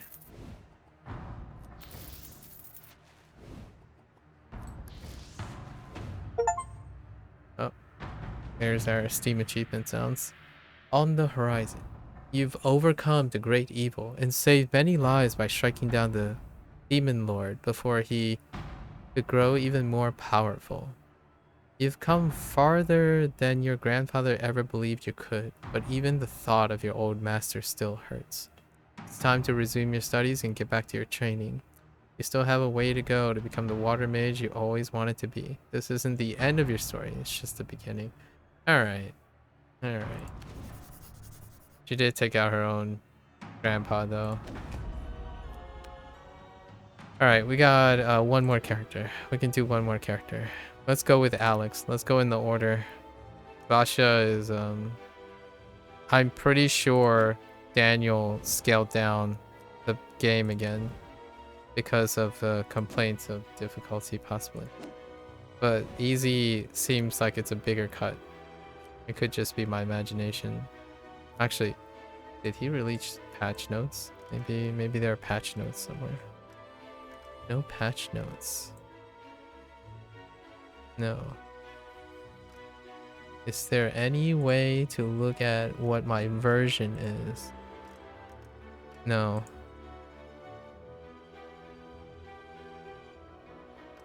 Alright, double the money. Alex the bounty hunter. So basically Alex got backstabbed by her team and now payback. Alex is a bounty hunter, so we kind of took out one of the first dudes who basically was a coward. And you get monies, the monies. You know what?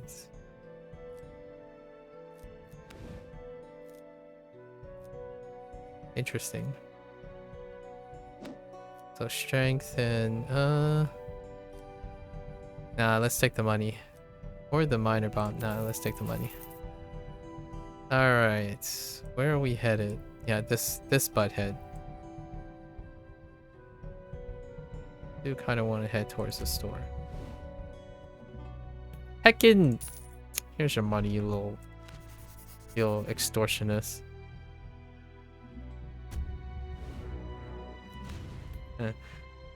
Easy come, easy go. Last card was an attack.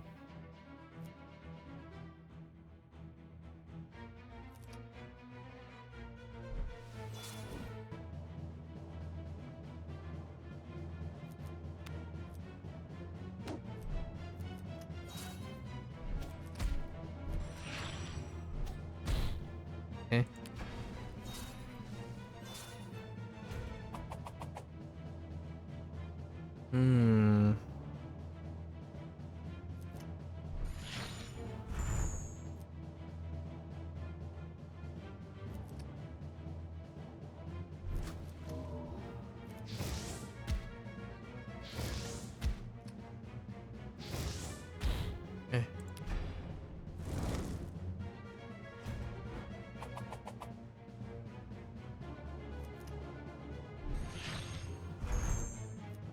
Why are you so weak? Wait.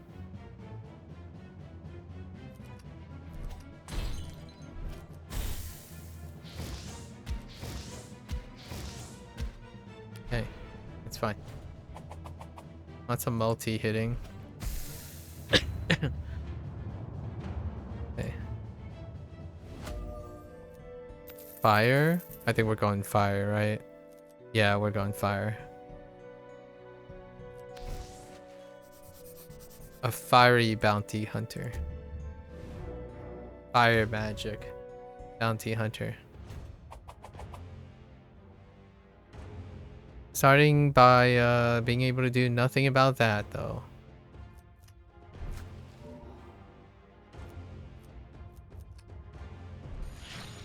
I'm guessing that's a weakness of some sort. Oh, just bleed, okay.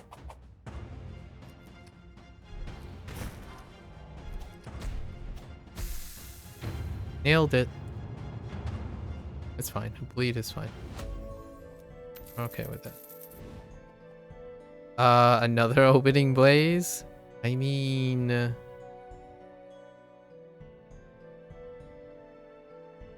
yeah, sure.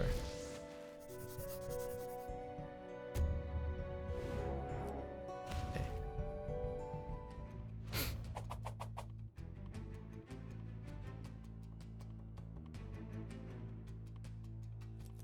Let's get rid of this.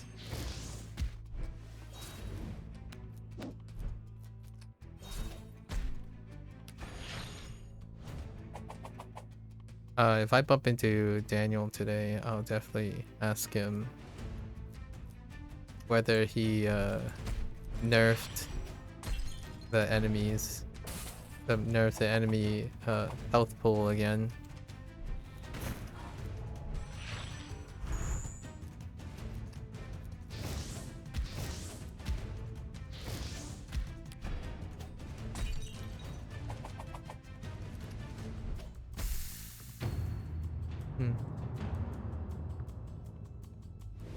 Okay. Sundering. Sundering is good. Yes, I'll take Sundering. Alright. What's in here? Can I get, like... evisceration's okay. Ooh. Ooh.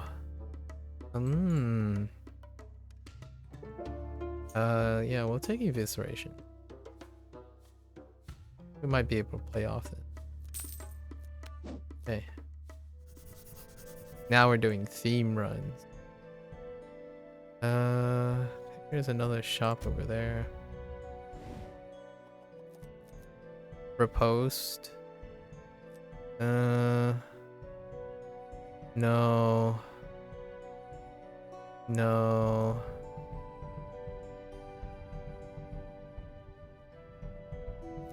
You don't happen to get angry at me when I refuse, do you?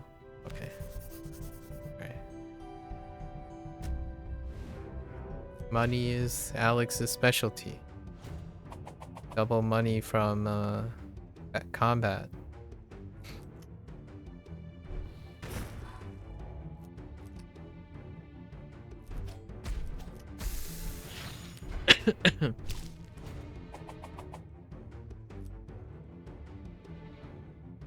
Dang.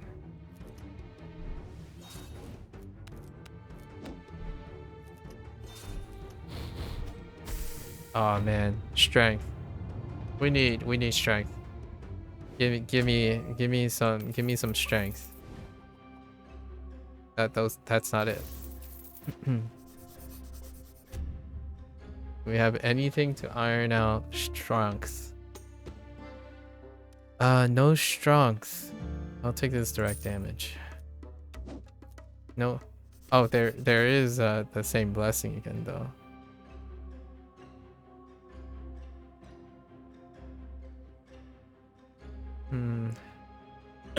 Excuse me.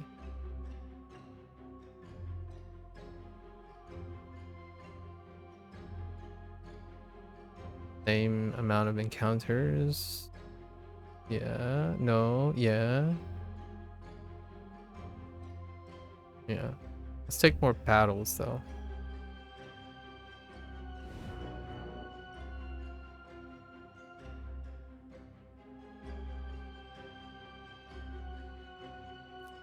Okay.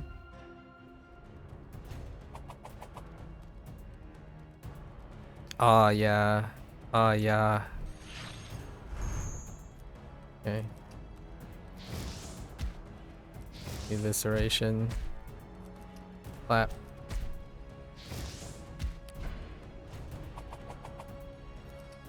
Okay. Oh, I guess I could use stab. Those things are pretty weak. Gotta replace them. Mulligan. Ooh. Oh, yes. Give me this empowering bash. Nah, we are... Let's, yeah, we're gonna take... any, really. There's a chance we might get caught without any defense.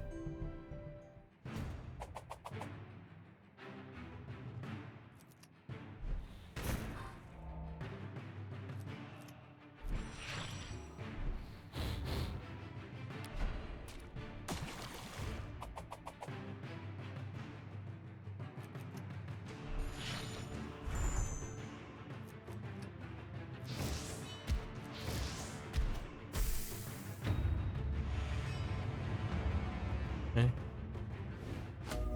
I remember that hit and thrust stays in my deck until use, which is not that helpful actually. So we're gonna skip.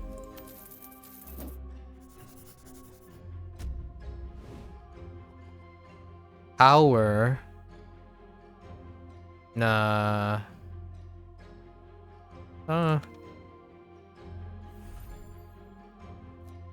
Oh. Wow. We got the 25% roll. Imagine that. I didn't mind that we had an encounter there.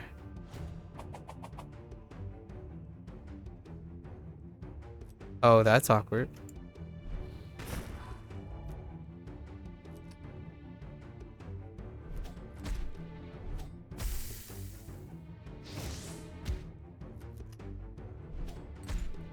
I don't feel like taking damage today, please.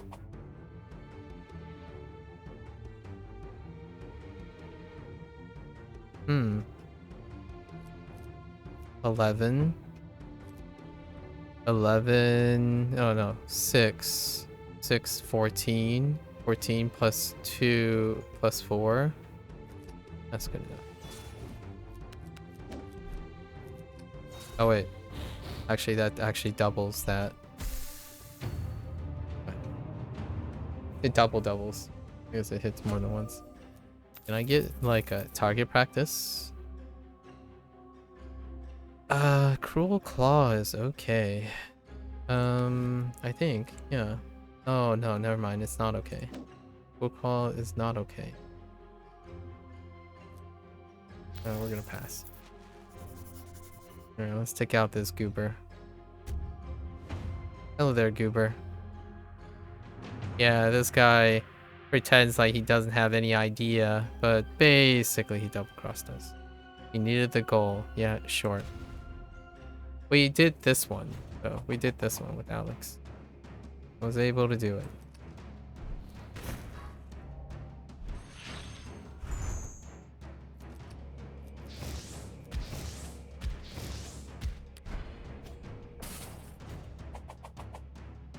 Okay. Give me that booty. Okay.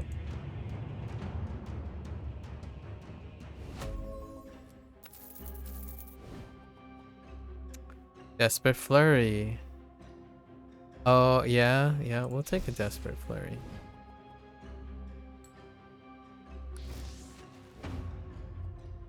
Alright, from friend to foe. To be fair, Dulric put up a better fight than you've expected once his back was up against the wall. Not that he was any match for you. A quick search revealed that he might have been telling the truth about a second betrayal, right? The guy said, like, it's not his idea, but he went along with it anyways, but he got backstab as well. Sven, right? Off to Sven. Where are you, Sven? Not quite. Oh, I just realized how south we are. Alright. How do we chart our way to Sven?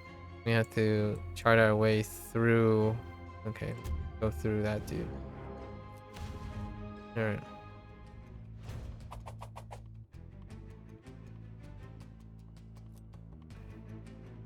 Let's see. 3 times 12. That's not enough.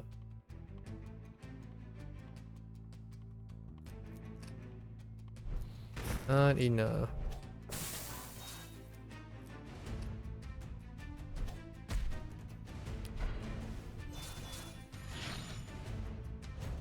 All right, buddy.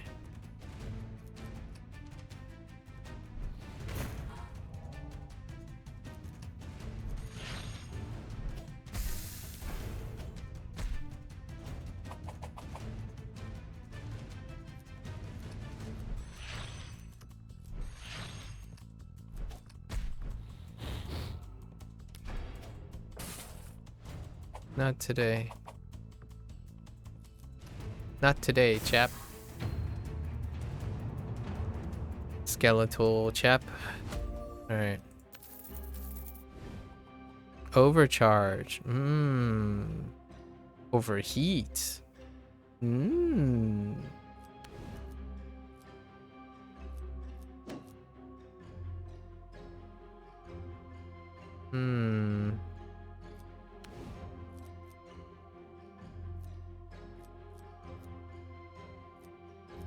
I don't know.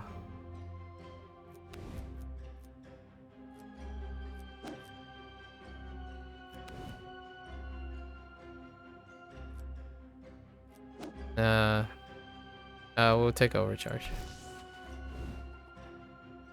Weakness, probably. Weakness bomb. Okay. In case we draw into a dud. Oh, there's our Bane.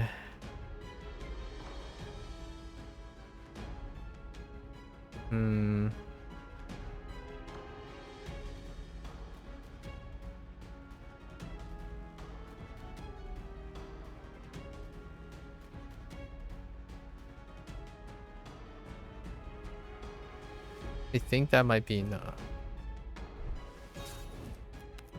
I don't feel like figuring it out.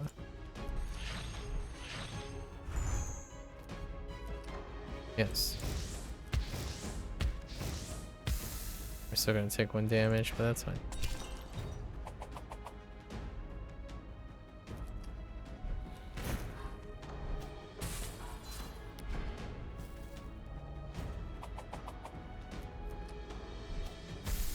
Okay.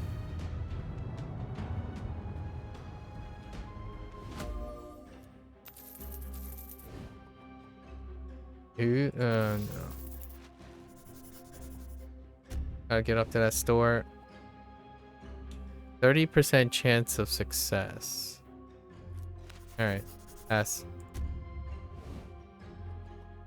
Here's your money. Are you gonna give me anything? No? Alright. Alright, buddy. Not even a blessing. Parry. Ooh. Non-elemental damage. Nothing very useful. Alright, so we're plopping across this guy. Hello. Hard route. Oh, the guy that... Oh, this is the guy that Dave interacts with.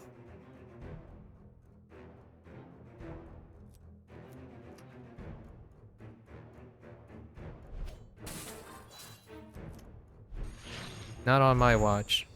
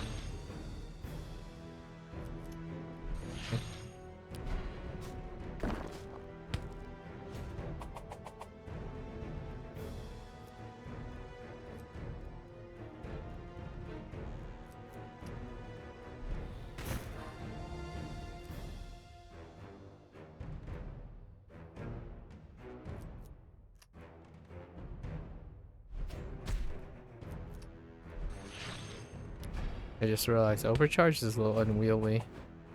Just a bit.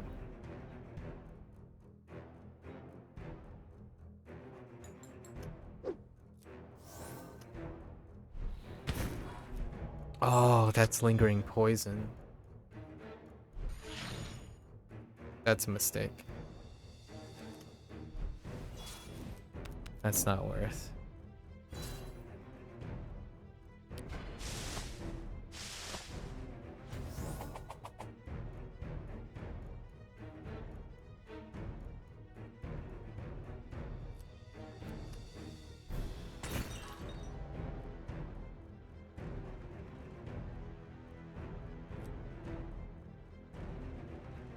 Uh, hmm. Awkward.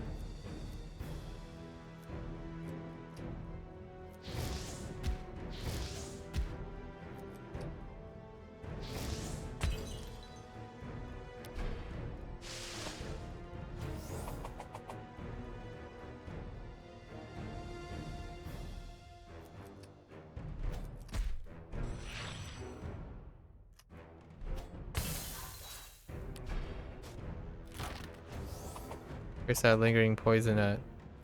What the heck? How have I not drawn into it? Okay.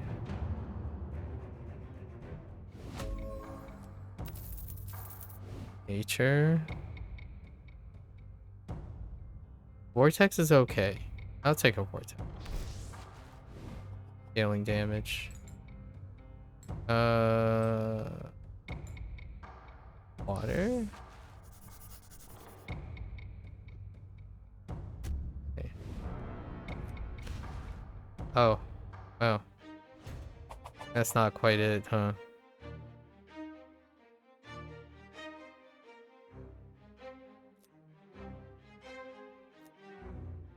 It's to my hand.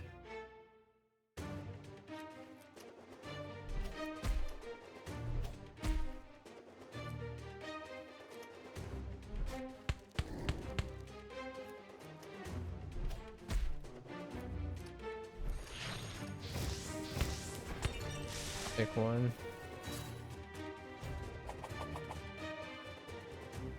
Yeah, you got me.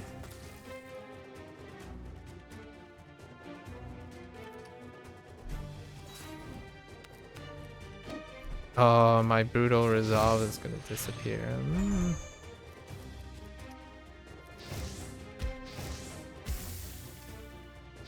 Alright. Oh, we lost our brutal resolve. Oh, it's a heal. Okay.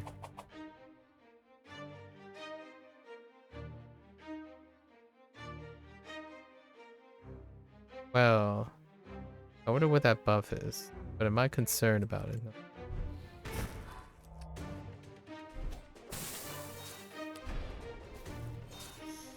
Okay.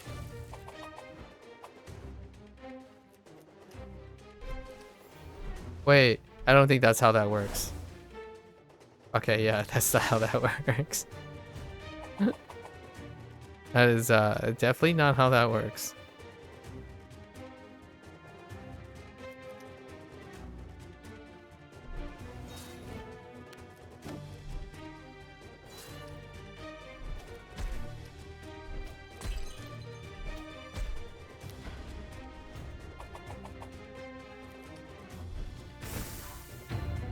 Definitely not how that works. Okay. Yeah, okay. I'm just gonna take another vortex. Splinter be darned. Splinters be darned. Let's keep plowing. Plowing ahead.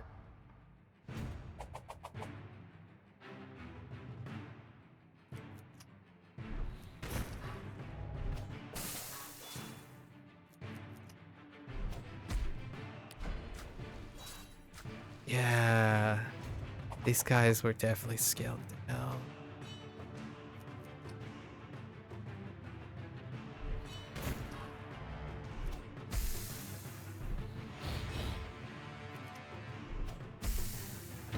Yeah, it's so obvious.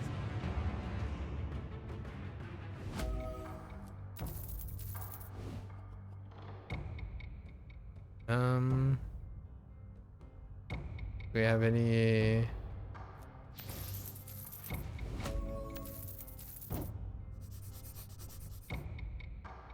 What is this, 2? We're good. The delusional traitor. It's hard to hold back your anger when you finally catch up to Sven. Why, Sven? 5 years ago, without a failed contract, a reputation growing every month, and you threw it all away for some gold? He just laughs before whistling for his wolves. We never failed because I carried us, and it was time for me to break out alone. A woman like you was just holding me back. And what does that mean, a woman like me? He snares at you as he readies his axe. Women are just too weak to be effective bounty hunters. Maybe you should try something a little more low risk. You've been letting your rage simmer under the surface this whole time, but you finally decide you've heard enough. Oh, well, there you go. There you go.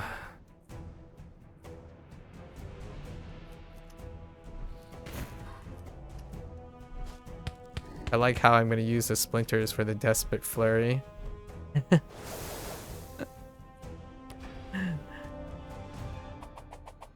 That's pretty fun.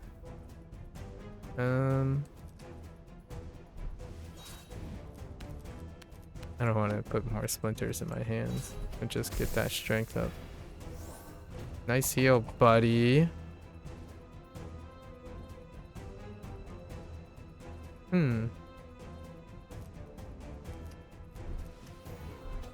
Give me more strength. Get out of here. Good talk, Sven. Alright.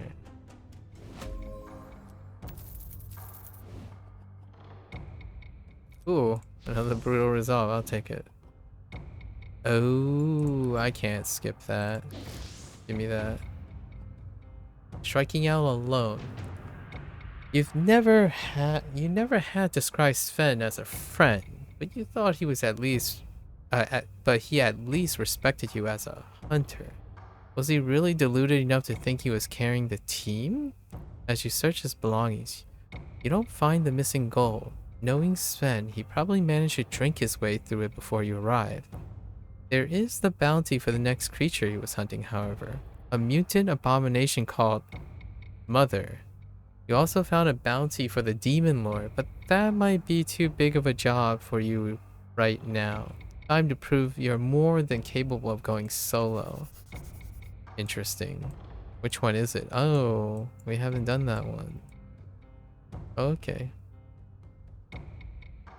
Alright. Up and away.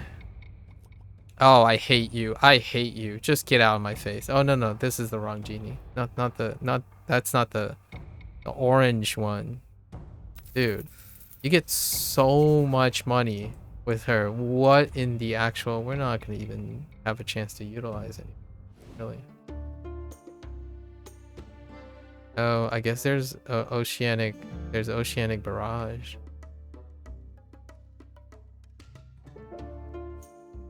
Whatever we can do to multiply our damage. Although... Yeah, we already have vortexes. Vortex shoosh.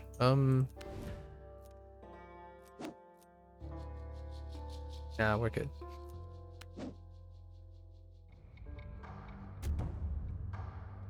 So much money, but so little to spend it on. Yeah, pretty sure.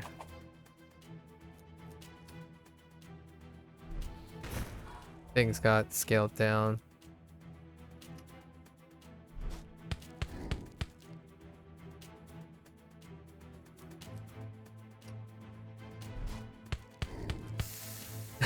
There's so much. All right. There's too much. We're getting a little carried away here.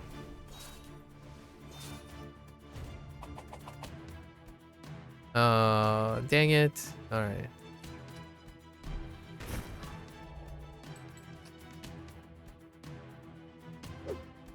think that's 15. Okay. I thought it was 13.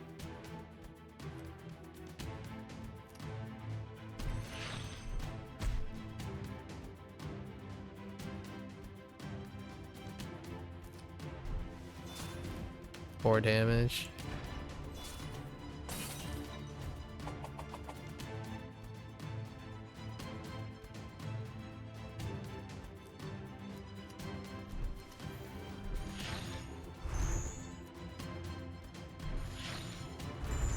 Wow, that took a bit.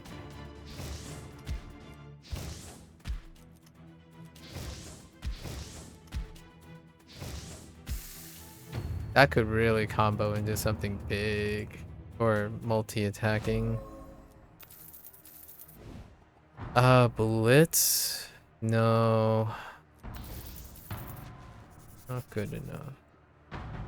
There's a store up there. On our way. Oh, this could be bad. Okay, fine.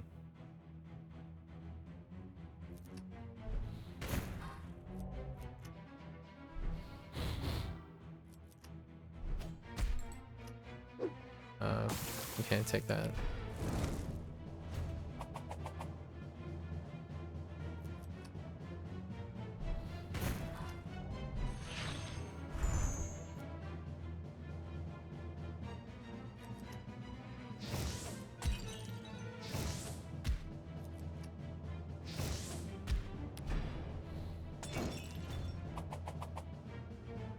I still haven't had the opportunity.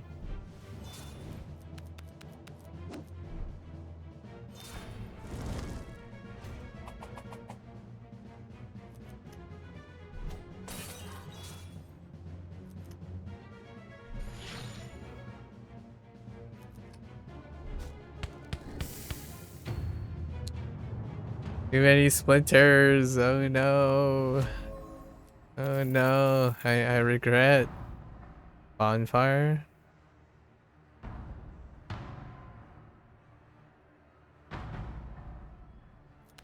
What's my... No, I'm okay. I'm okay with vulnerability sources.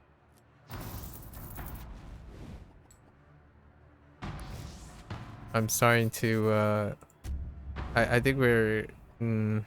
Oh my goodness, there it is. Man, Alex, you are one lucky bird. I don't think we need to do combat anymore. And just go up and see if we can get something nice. Destroy 2 random. What is this? Light alignment. Now you can destroy 2 random, sure.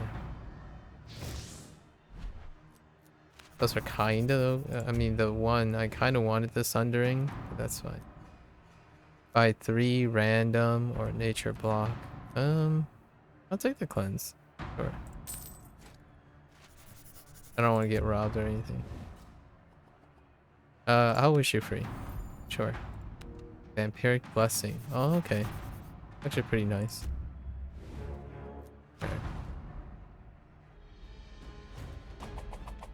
Alrighty. What do we have? A very unfortunate set of... Actually, overcharge is really hard to use, man. I'm guessing that is a weakness. They're gonna throw me a weakness. Yep. So we were just gonna focus on this guy.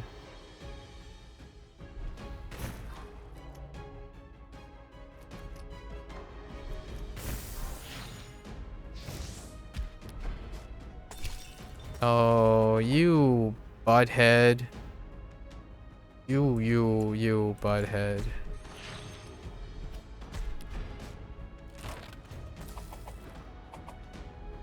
Alright.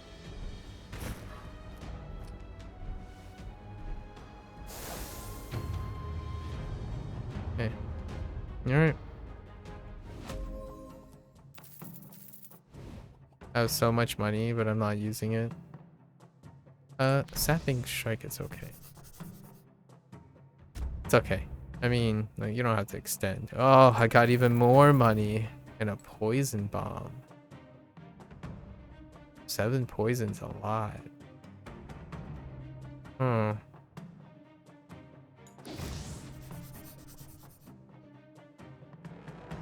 How close are we to Fred?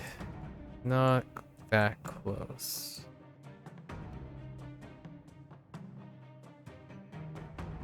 Question is, I want something extra. Push me.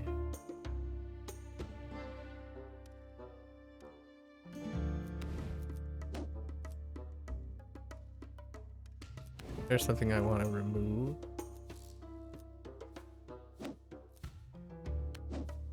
We'll see how this goes.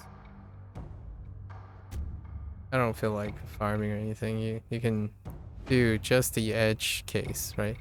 No mother of mine. The creature, also known as Mother, is hideous, and your stomach turns just looking at her. She also isn't alone. Smaller mutants scuttle around her as you watch and plan your assault. Suddenly, all the eyes on her body focus on your hidden hiding spot. What's this? Another tasty little hunter here to try your luck? She cackles and sends a shiver down your spine. Do come closer. My spawn are hungry, and you look delicious. You're starting to see why this was a kill rather than a capture contract. I'm trying to imagine that creature speak. Oh, okay, you're kind of large. All right. You recruit uninterrupted. Oh, okay. I see. All right, lady.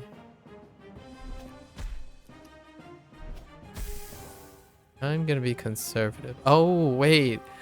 And I got Vampiric Blessing for this fight. Oh, that's pretty boss, actually.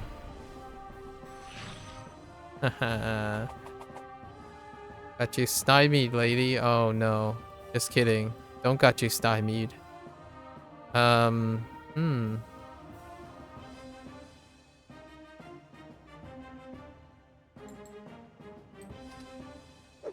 This will take care of that person alone.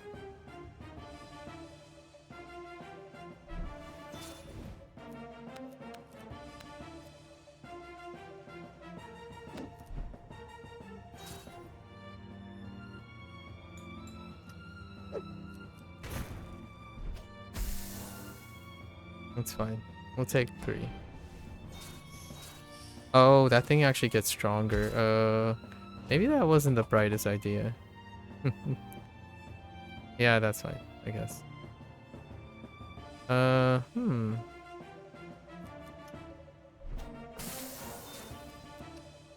just wanted to toss out. Alright. Put a weakness on you. I don't trust you. How much do you hit? Oh, you're gonna recruit?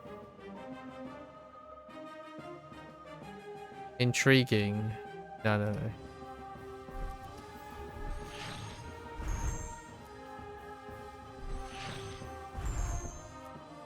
Alright, let's just keep bopping you. Up, up, up, up, up. Alright, little guy.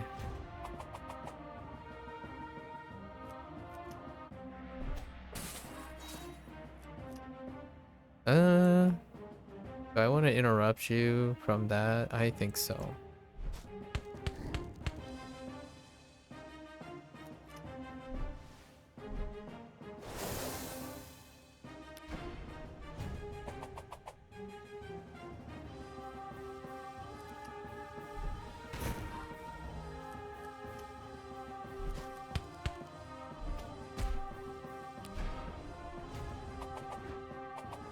I need to get the splinters again. Oh no.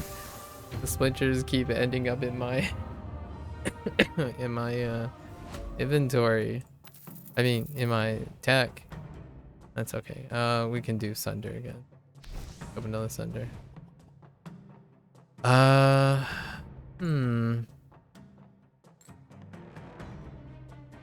Let's take this regen. Growing ambitions. That was a tough one, but you prevailed, and you did it solo. Maybe you don't need a team at all. In fact, why not aim higher? You still have the details for the Demon Lord's bounty you took from Sven. And you feel like you have a fighting chance. It will probably be the biggest bounty of your career, and it's sure to help repair your reputation after your old team's betrayal. Decided, you head out for another roll of the dice. Very straightforward, ambitions, right? Okay, so we need to get within 1 combat round. Within 4 combat rounds of Fred. So this will be it. I have so much gold, don't even know what to do with it. I guess we'll just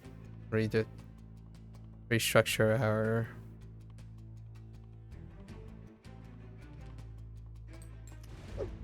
I can heal up.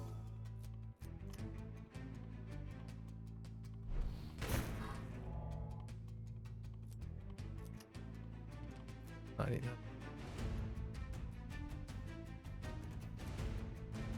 Huh.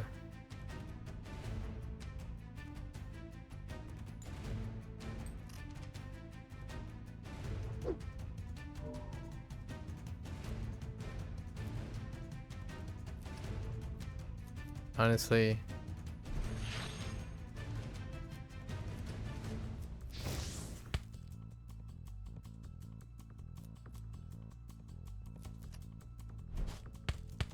it is 2 damage on table.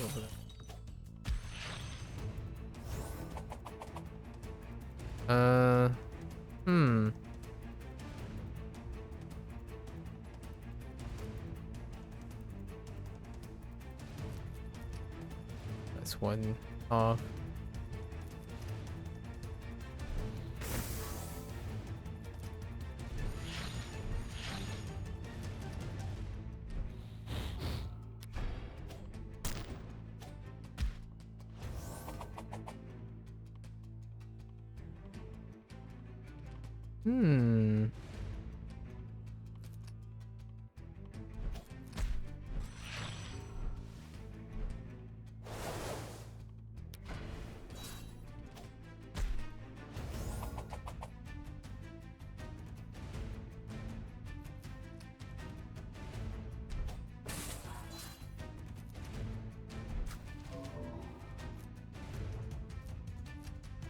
I gotta get rid of these. Too many splinters. I think Vortex was probably not the move.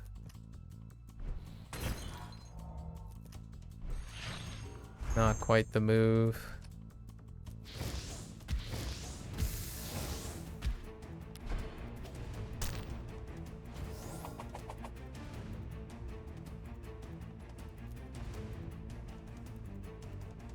Four times, that's not enough.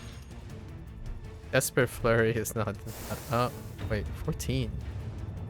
3 times... Oh, vulnerable. +2 for...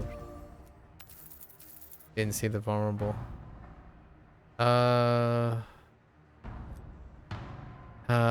Wait.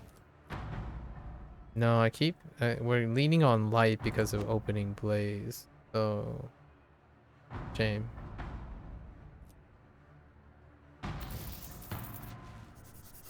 Okay. Alright. Let's just go on a shopping spree here.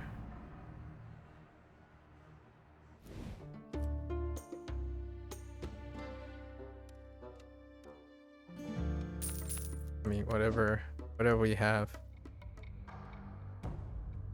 Whatever is available. I don't think my deck is particularly excellent.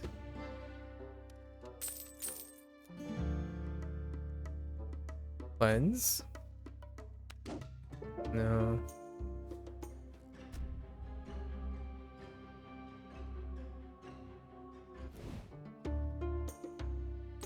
Oh, I'll take that.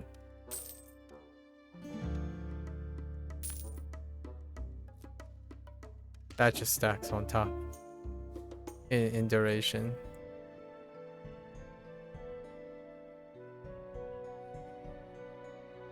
That's it. Yeah. Yeah, we're just gonna go for it. 3 shops. No need to like go hard or anything.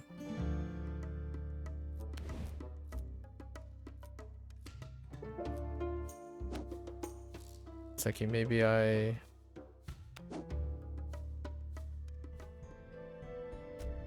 remove a card and streamline it. We certainly could do that. How many uses do we have?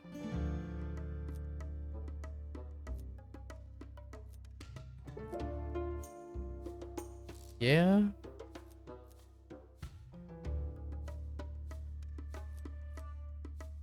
Definitely streamline the vortex.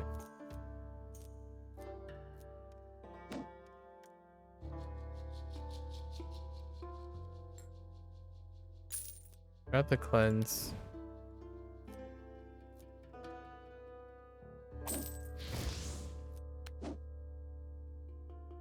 Let's erase a few. Increase the consistency.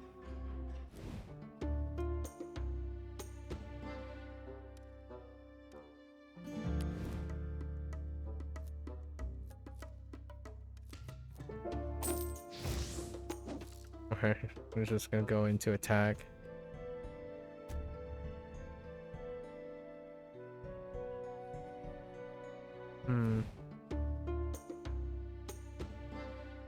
Vicious Storm.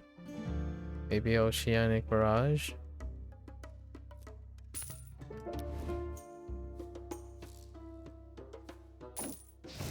Okay. Alright. Let's see if we can pick up anything on the way to Fred. There's that one battle down there for another store. Oh, that's not good.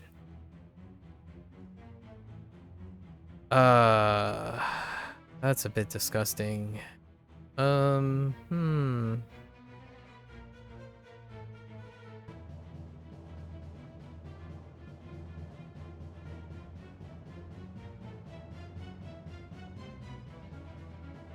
Gee.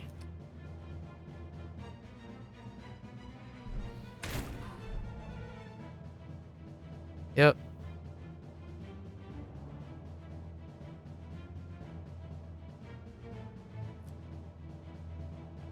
What is this? Splinter and burn.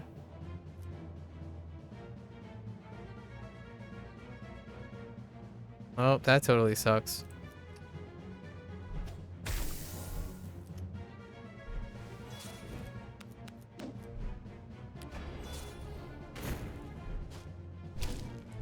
OP OP.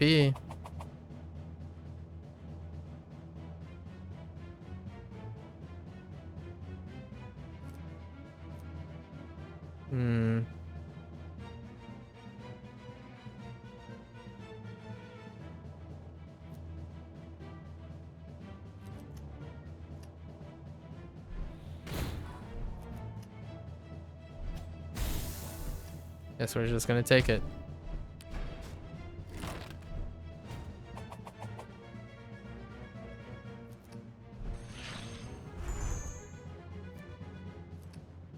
And now, of course, we drew our 1. That's what happens when you go all in.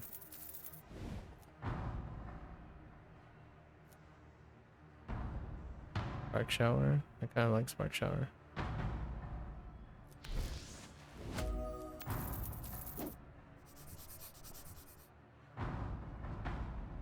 You hate to see it when it happens. Counterattacks for days.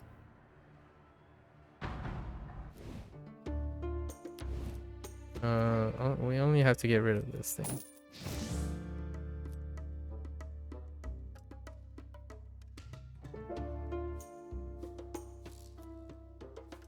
Not yet.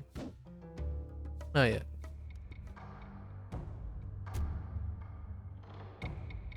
Okay. Below there. Linda knocked some sense into Palm back in the day.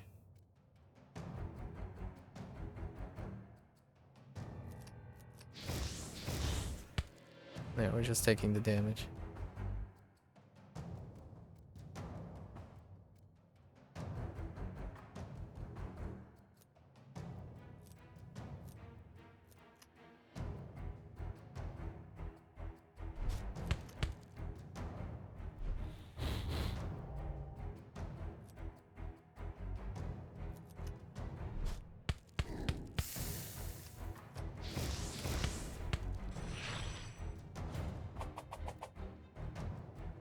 Oh, we still have another one of these? Oh, I wasn't even paying attention.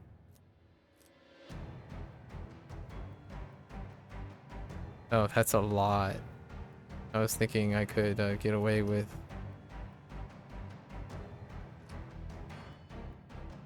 Oh wait, that doesn't calculate the extra damage, does it? The mitigation.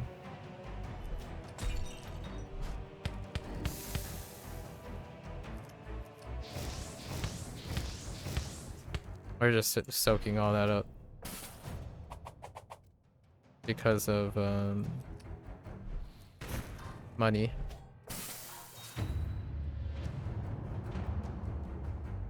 Soak it all up. Follow up. Follow up. Supernova.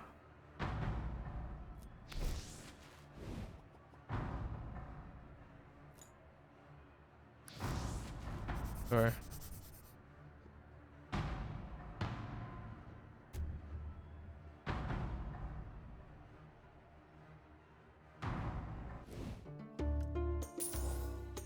Okay.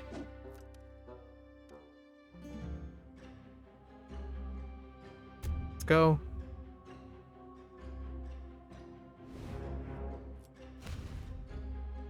No enemies, please.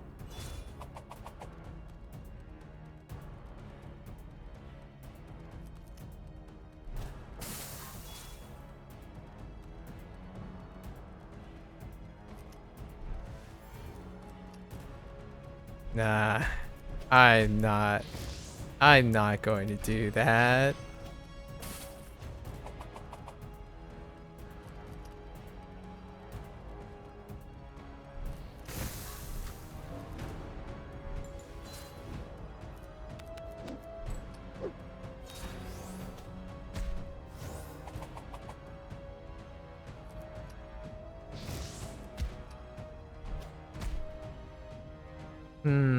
Dang it. I was trying to get maybe 2 more HP from that. But oh, I didn't get an item from it. No. Alright.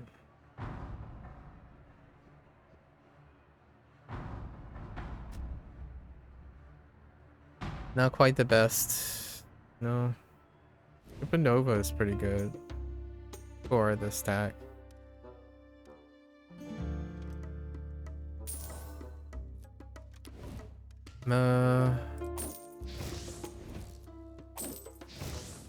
Okay.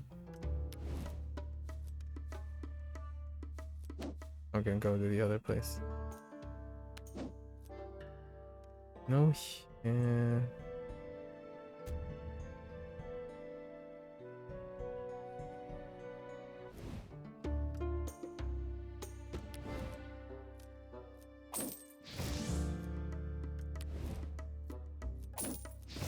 Okay. It's just so much money.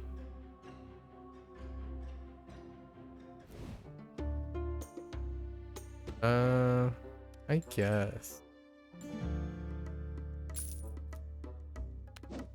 Alright. I mean, we might as well heal up, right? Okay. Alright, Fred. Here we go.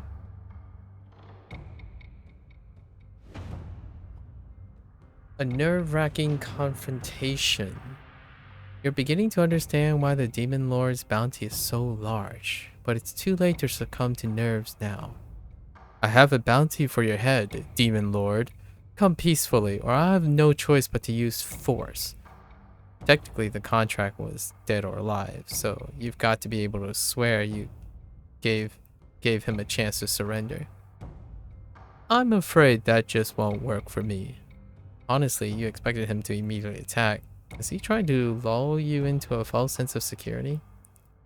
I'm not really giving you a choice in the matter. He raises his arms. Is he about to attack? Those wings and demonic features make it really hard to read him. Well, there's really no need for the dramatics. Can't you just hear me out? He steps towards you, but before he has a chance to strike, you make your move. Oh, interesting. Poor Fred. Alright, Fred.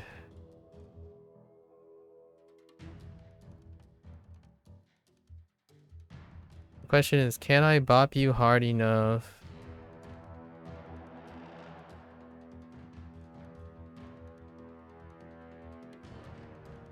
I have no vulnerabilities for, so this is... And...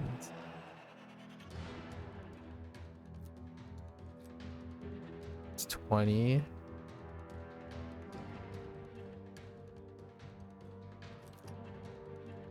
No, we're not applying weakness. Weakness is for chumps.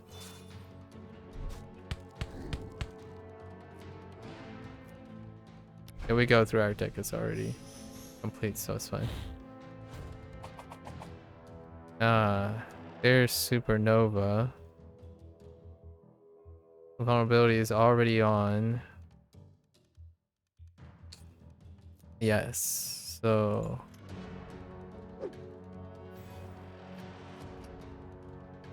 Goodbye? Oh, gosh.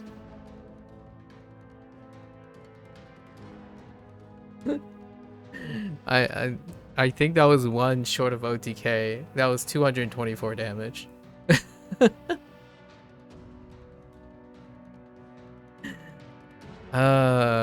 Well. Well.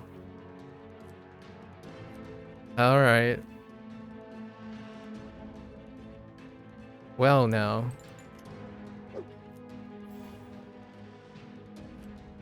That was exciting.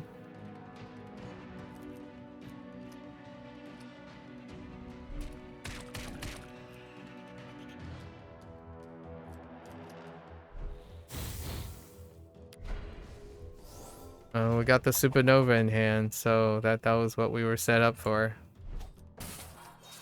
Okay. Yeah, I saw 50 and then 124.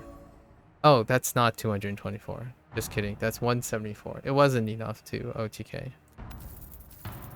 It's fine. But it was good enough. Because my entire hand was just attacks. So.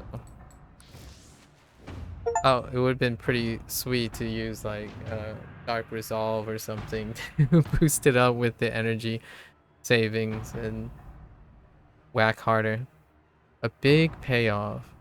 You've taken down the Demon Lord alone. Clearly you haven't lost your touch, and once you hand in this bounty, your reputation will be golden. You stuck with your old team for safety, but this proves you're more than capable of hunting solo. Time to move on and find your next payday. There's always another bounty that needs collecting, and you want to get there fast. Alright. I mean... I am pretty convinced that someone did a little bit more tweaking. Maybe this isn't version 1.1 anymore. So...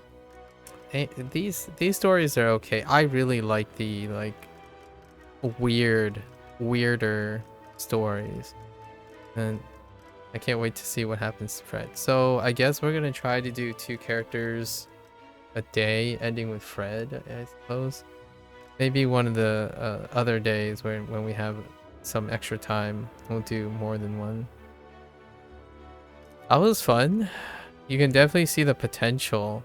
And honestly, whether the characters were scaled up or not, I think wouldn't have changed Brooke's outcome. Brooke was scaling hard, like really hard. Alex, there might have been some problems. Alex definitely had some problems. So I wouldn't mind using Brooke on the hard. And Thalrin so far. I think Thalrin and Brooke. And Bob and Linda are very technical. Like not steady. Yep, possibly. Yep, possibly.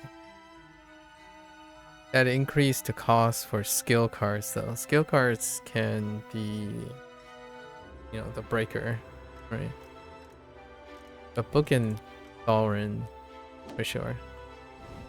All right, we're getting there. Our final task is basically to see the conclusion of the remaining characters' stories, and then I'll make like a concluding remark and whatnot. And we'll be moving on to the next game. I do have a game lined up. Actually, by coincidence, I was about to start a different. It is another deck builder with an interesting twist. Okay. Alright folks, that's a wrap for Elemental Exiles. Thank you for watching. Not as exciting and fun story, but you know, hey. It's different vignettes, right? Different vignettes of storylines. Okay. I'll be back tomorrow to complete the rest of the characters. Or continue completing the characters.